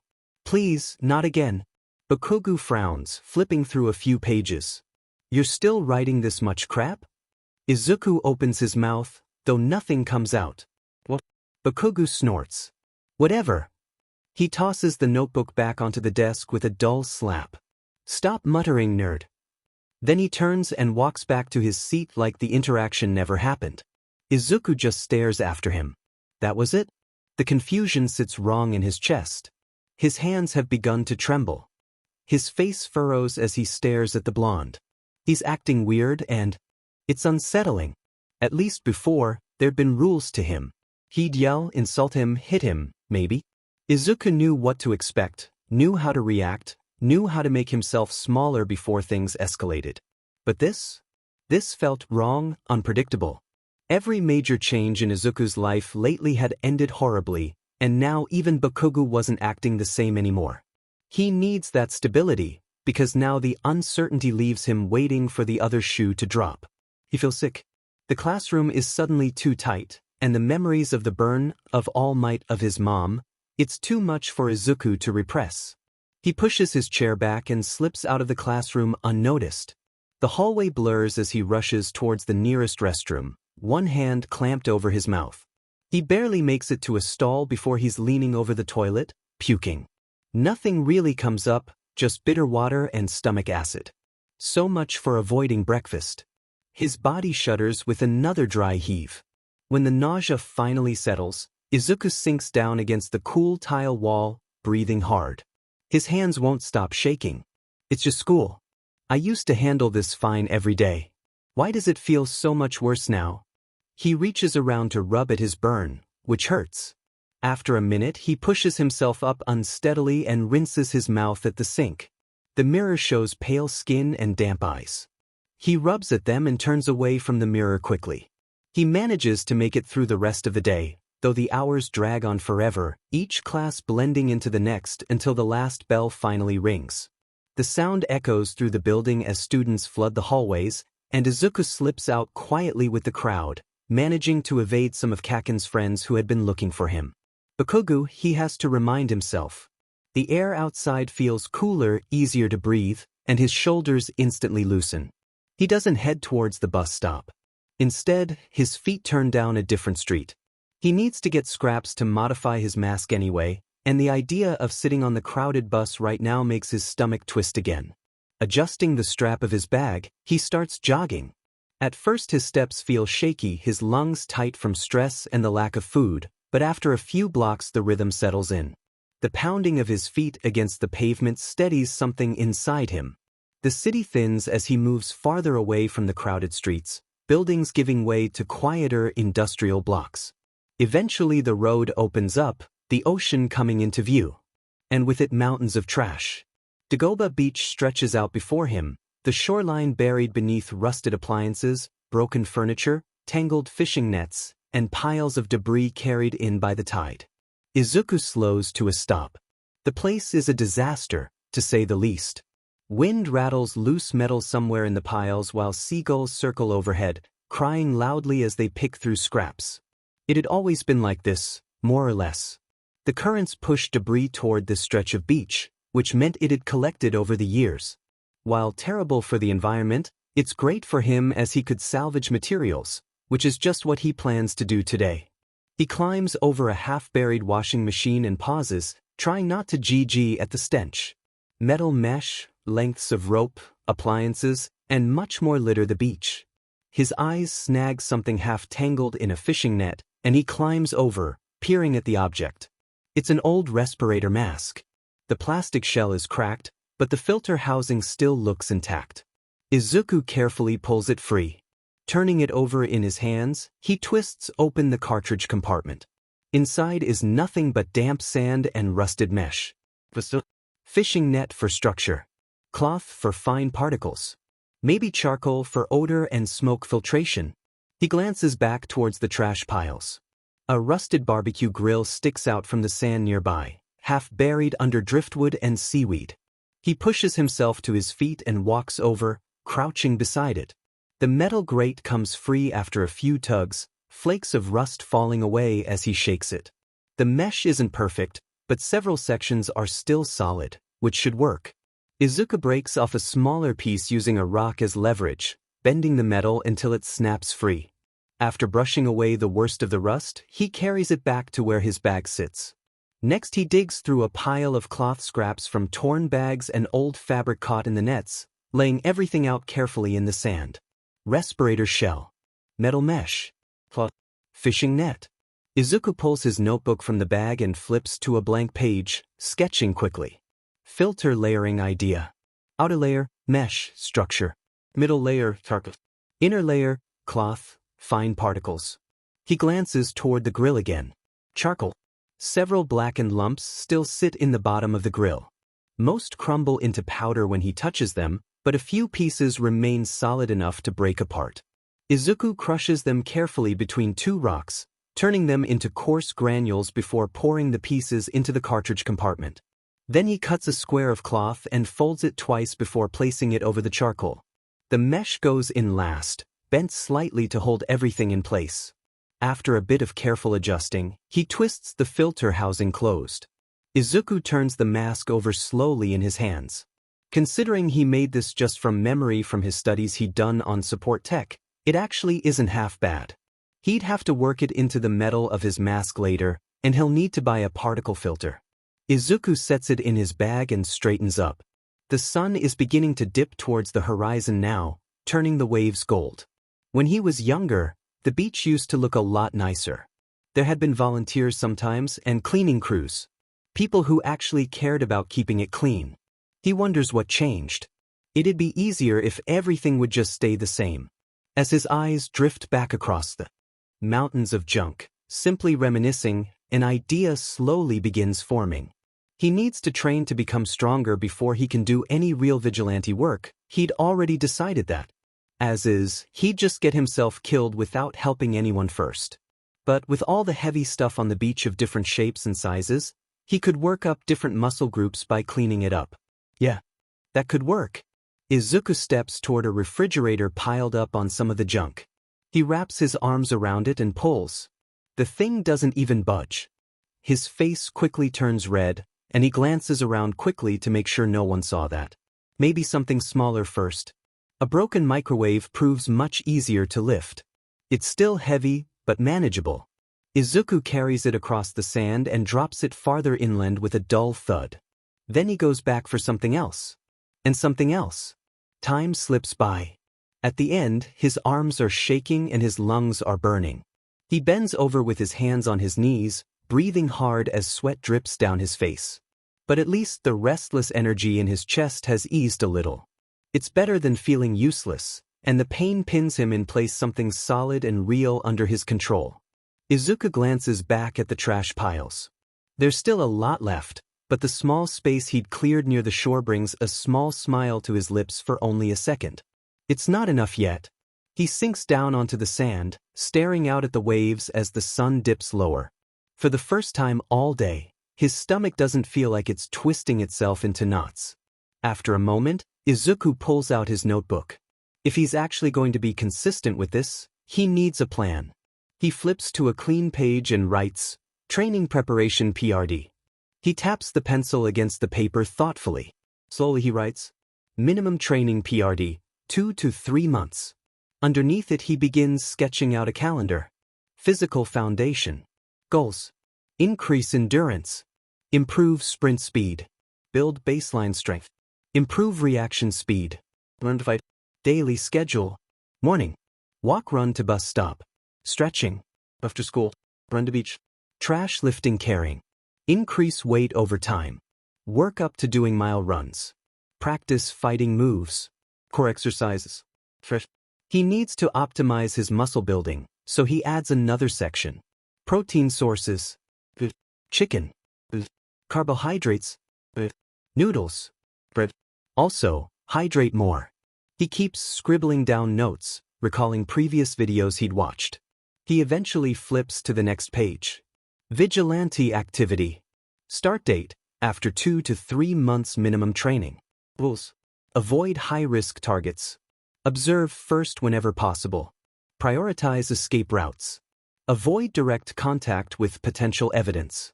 Avoid heroes and media. Izuku stares down at the page for a moment. It's the first real plan he's made since everything fell apart. He taps the pencil against the notebook once. 2 months isn't that long. He could wait. It would be worth it if he could be of service and be worth something. Izuku doesn't realize how late it's gotten until the sky has gone from gold to deep blue. The air off the ocean has cooled, carrying the faint smell of salt and rust. He blinks, glancing up from his notebook. The tide has crept a little closer while he sat there planning, waves sliding quietly up the sand before retreating again. But he should head back. Izuku pushes himself to his feet, muscles protesting immediately. His arms ache from the lifting, and when he rolls his shoulders they tremble slightly with fatigue. It hurts, but not in a bad way. He brushes sand from his pants, stuffs the notebook back into his bag, and starts jogging back toward the city. The run is slower this time. His legs feel heavier, and the earlier emptiness in his stomach has turned into a dull ache, but the steady rhythm of his breathing keeps his thoughts quiet. Streetlights flicker on as he passes through the industrial blocks, their pale glow stretching long shadows across the pavement. By the time he reaches the abandoned neighborhood, the sky has gone fully dark. The houses sit silent like always, windows black and empty. Izuku unlocks the door to his house, slipping inside and locking it behind him. He drops his bag beside the table and heads into the kitchen. His stomach growls the moment he opens the fridge. He hesitates for half a second before grabbing some of the leftover beef he'd bought and heating it quickly in the pan. The smell alone makes his mouth water. He eats standing at the counter, faster than he probably should. The shaky weakness in his arms has eased a little, replaced by a heavy tiredness that settles deep into his muscles. Izuku rinses the plate and sets it in the drying rack before grabbing his notebook again and moving to the small table in the living room. He needs to study people who fight without relying entirely on their quirks. And there's really only one obvious example. He flips to a fresh page and writes at the top, "Hero Analysis." Izuku taps the pencil against the paper for a moment, gathering his thoughts. He's analyzed Eraserhead before, he is one of his favorite heroes after all, but he figures a review wouldn't hurt. A yawn sneaks up on him before he can stop it. He glances at the clock. It's later than he thought. Izuku drags himself up from the table and heads to the bathroom, brushing his teeth again before changing into his sleep clothes. His muscles protest with every movement now, the earlier adrenaline completely gone. He flicks off the lights as he moves down the hallway, the house falling into darkness one room at a time. When he finally climbs into bed, the mattress feels softer than usual. His body sinks into it immediately. Morning comes too quickly. Izuku's alarm goes off while the sky outside is still gray, the sound sharp in the quiet house. He slaps the button almost immediately, blinking up at the ceiling. Every muscle in his body protests when he moves. He rolls onto his side and pushes himself upright. His shoulders tremble slightly as he stands, but the soreness brings a small sense of satisfaction with it. He shuffles to the kitchen, grabbing breakfast this time. His stomach still feels uneasy from nerves about school, but the memory of how shaky he'd felt yesterday afternoon convinces him to eat anyway. The bowl of cereal disappears quickly, followed by a glass of water. After brushing his teeth and pulling on his uniform, Izuku glances at the clock and grabs his bag. Besides the aching in his legs, the walk to the bus stop is a little easier today. Not by much, but enough that the twisting feeling in his stomach doesn't completely overwhelm him. He keeps his head down like usual, blending into the flow of students heading toward school. Classes pass slowly. Bakuga doesn't bother him once again, and Izuku finds himself glancing over occasionally just to make sure he isn't being watched or that they're planning a prank on him. But nothing happens.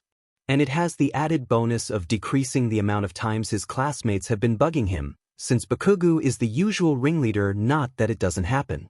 When the final bell rings, Izuku's legs feel restless, and he's anxious for the run to the beach. Once he's slipped away from the crowd around the school, he begins. With his legs aching from yesterday's training, every step is jarring to his sore muscles. His breathing comes out uneven at first, but after a few blocks the familiar rhythm returns. Breath in, breath out. His feet pound steadily against the pavement as he leaves the crowded parts of the city behind. Industrial buildings replace apartment complexes, and the air slowly fills with the faint smell of salt. When Dagoba Beach finally comes into view, Izuku slows to a stop, bending over to try and regulate his irregular breathing. Izuku smiles faintly when he spots the thin clearing he made yesterday. He starts small again. A broken crate gets dragged farther up the beach. Then a rusted bicycle frame. Then a bundle of tangled fishing nets that takes several minutes to untangle enough to move. The work is slow, especially because sand makes everything heavier than it should be, and several times Izuku has to stop to catch his breath or allow his burning muscles a moment of rest. But each trip clears a little more space along the shoreline. An hour passes, then two. Eventually he manages to drag an old oven across the sand, arms trembling with effort before dropping it onto the growing pile farther inland. He collapses onto the sand, chest rising and falling rapidly. For a while he just sits there, staring out at the waves, the wind off the water cooling the sweat on his skin. After some time, he pushes himself up. His legs feel heavier than they did earlier, though that's to be expected. Izuku jogs back toward the city as the sky begins to turn orange. The streetlights are already glowing faintly when he reaches his house. Inside, the quiet greets him like always, but tonight it doesn't feel quite as suffocating. After a quick dinner cereal, again God does he need to go on that grocery run, he's already whined about it enough, and a hot shower, Izuku collapses onto his bed, turning off the light. Sleep comes faster tonight. Morning comes with the sound of rain. It taps softly against the windows when Izuku wakes, a steady patter that fills the quiet house. For a moment he stays under the blanket, listening to it. The soreness from the beach training has spread into his shoulders and thighs, a dull reminder of yesterday's work. But when he sits up, it's not as bad as it had been the first morning. Maybe he's already adjusting. Izuku rubs the sleep from his eyes and forces himself out of bed. The house is cold this morning, the air damp from the weather outside. He shuffles to the kitchen and grabs the last of the beef. He stares at it for a moment before pulling it out and putting it into the pan. The smell fills the quiet kitchen as they cook, and his stomach growls softly. He eats quickly, rinses the pan, then grabs his bag. Rain is still falling when he steps outside. Not heavy, just a constant drizzle that darkens the pavement and turns the air cool against his face. Izuku pulls his hood up and starts toward the bus stop. School is the same. Classes blur together the way they usually do. Izuku keeps his head down, scribbling notes and avoiding attention whenever possible. He's still not acknowledged by Bakugo. By the time the last bell rings, the rain has stopped. The ground is still damp as Izuku steps outside with the rest of the students pouring through the gates. He hesitates for a moment, glancing toward the direction of the beach. The clouds still hang low over the city, and running through wet sand sounds miserable. His stomach rumbles faintly. I need to get groceries. It won't hurt to take a day off, since he's so sore from yesterday, and should probably give his muscles a break. Izuku adjusts the strap of his bag and heads toward his usual small neighborhood grocery store. The automatic doors slide open with a quiet hum as he steps inside.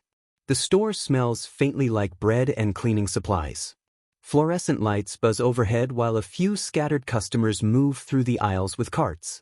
Izuku grabs a basket and starts walking. Rice, beef, eggs, bread, veggies. He reminds himself. His brain automatically starts calculating prices as he moves through the store, comparing labels and weighing options in his head. Protein per yen. Calories. How long it'll last. He pauses in front of the meat section, studying the packages carefully. Beef is more expensive. Eggs are the cheapest. Izuku grabs both anyways, adding them to the basket. Whoa! The voice behind him is loud enough to make him flinch, and he nearly drops the basket. Kid, you planning to feed a small army or something? Izuku turns around slowly. Standing a few feet away is a tall man with messy blonde hair, sunglasses pushed up onto his head, and a bright grin stretching across his face. Yamada-san. The grin widens immediately. Hey, you remember me?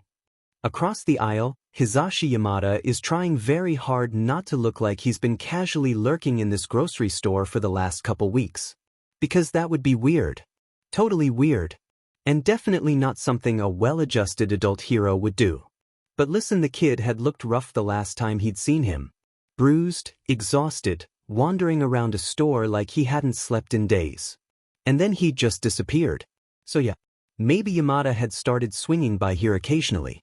Just to check. Hey, maybe twice. Or 5 times. But today he'd finally spotted that unmistakable mess of green hair halfway down the meat aisle and had nearly shouted in victory. Which he absolutely did not do. Obviously. Yamada leans casually against the freezer case, folding his arms while Izuku stares at him like a startled rabbit. "Long time no see, kid," he says cheerfully. Midoriya smiles faintly. "It's only been a couple weeks." "Couple weeks is a long time when you're waiting for someone to come back so you can make sure they didn't die," Yamada replies cheerfully. Midoriya's brain seems to short-circuit for a second. "I what?" Yamada waves a hand quickly. "Figure of speech. Figure of speech." He glances down at the basket in the boy's hands. "That is a lot of protein." Yamada raises an eyebrow. "You bulking up or something?" Midoriya stiffens. "Oh, just trying to eat better." "Aha." Yamada nods slowly, clearly unconvinced. The kid still looks skinny enough to get knocked over by a strong breeze, but that grocery basket says he's planning to wrestle a bear later tonight. Yamada straightens up and gestures toward the basket. "Good choices though. Protein's important." Izuku shifts awkwardly, gripping the handle tighter. "You know a lot about nutrition?" "Hey, being a pro hero means you gotta keep the engine running right," Yamada says, tapping his chest. "Diet's part of the job." Izuku nods faintly. For a moment they just stand there. Yamada studies him quietly over the top of his sunglasses, and his eyes narrow. He's acting awfully standoffish. Yamada taps his fingers lightly against the freezer case. "So," he says casually, "how's your mom?" Yamada can immediately tell he said the wrong thing from the way the boy's face drains of color. But he quickly contorts his expression into a strained smile, murmuring, "Good," quickly. Too quick. Yamada watches him for another second before smiling again. "Great." He reaches out suddenly and ruffles Midoriya's hair. Izuku freezes like he's been struck by lightning. "Make sure you're eating enough, alright?" Yamada says. "Growing kids need fuel." Izuku's face turns slightly pink. "Okay." Yamada pulls his hand back, adjusting his sunglasses again. "Well, I'll let you finish your shopping before the dinner rush hits." He starts to turn away, then pauses. "Good to see you again, kid." Then he heads down the aisle toward the checkout lanes, humming quietly to himself. His smile fades once the kid is out of sight. Izuku stands there for a moment after he leaves. His heart is beating a little faster than before. His hair still feels slightly out of place from where Yamada had ruffled it. Izuku shakes his head sharply, reaching to flatten the curls back into place. He grips the basket handle harder, forcing that feeling back down before it can spread any further. "I should just stop coming here. The store's farther than the others nearby the IKEA anyways. It'd be better to avoid it from now on, cut this off on my own terms." After a second, he looks down at the basket in his hands. "Right?" he murmurs to himself. Dinner. The first few days after starting his training routine are brutal. His legs ache constantly from the runs to and from Dagoba Beach, his arms tremble after lifting even medium-sized debris, and every morning he wakes up feeling like someone replaced his muscles with wet cement. But he keeps going because if he pushes hard enough, there's no space to think. The second week is when things start getting easier. The run to the beach stops feeling like his lungs are collapsing halfway there. His legs find the rhythm faster now, breath falling into a steady pattern. His hands start developing calluses from hauling metal and rope across rough sand, and he manages to drag a rusted washing machine. It's not much, but he laughs out loud. Progress. Food becomes a bigger priority. Izuku hadn't realized how hungry he would get. After training, his stomach feels like a bottomless pit. He starts eating bigger portions when he gets home: rice with beef, eggs with noodles, anything cheap with protein. He'd started eating lunch again too, though the last time he'd left it unattended someone had spat in it, so he was being more careful. His grocery trips have become more frequent now, though he's been avoiding the store he frequently runs into Yamada at. It's inconvenient, but better than seeing him again. Part of him wonders if he will. Another part tries not to think about it too much. By the fourth week, the training starts to feel normal. His body responds quicker to the workload now. The soreness isn't as bad, and his breathing stabilizes sooner during runs. The biggest change is his strength. One afternoon he manages to drag a rusted fridge nearly 15 meters across the sand before finally dropping it. Izuku collapses beside it afterward, staring up at the sky while his chest heaves. He grins despite himself. The mask keeps evolving. The charcoal filter gets replaced every few days now as Izuku experiments with different packing densities. Too loose, and the airflow is good but filtration probably SEKS. Too tight, and breathing becomes difficult. He eventually settles on a layered structure. More importantly, it gives him something to tinker with at night, sitting at the small table in the quiet house while the radio murmurs faintly in the background. His notebook fills up quickly. Training logs, gear sketches, hero analysis. He studies several different pros, but the one he returns to most often is still Eraserhead. The way the man fights without relying on brute strength fascinates him. Izuku writes notes late into the night about mobility, escape routes, and environmental awareness. If he can't overpower people, he'll have to outthink them. By the 8th week, Izuku's legs carried him faster, his arms pulled heavier things, and his lungs, though still burning on long runs, settle into a rhythm that had once felt impossible. The patch of sand he'd cleared earlier stretched farther now, enough for him to pace while dragging objects, testing endurance and balance. Rusted appliances and broken furniture had been piled neatly farther inland, forming a small, training stockpile. Breathing hard after dragging an old filing cabinet, Izuku pauses and wipes sweat from his brow. His gaze drifts over the shoreline, at the waves rolling in and out quietly in front of him.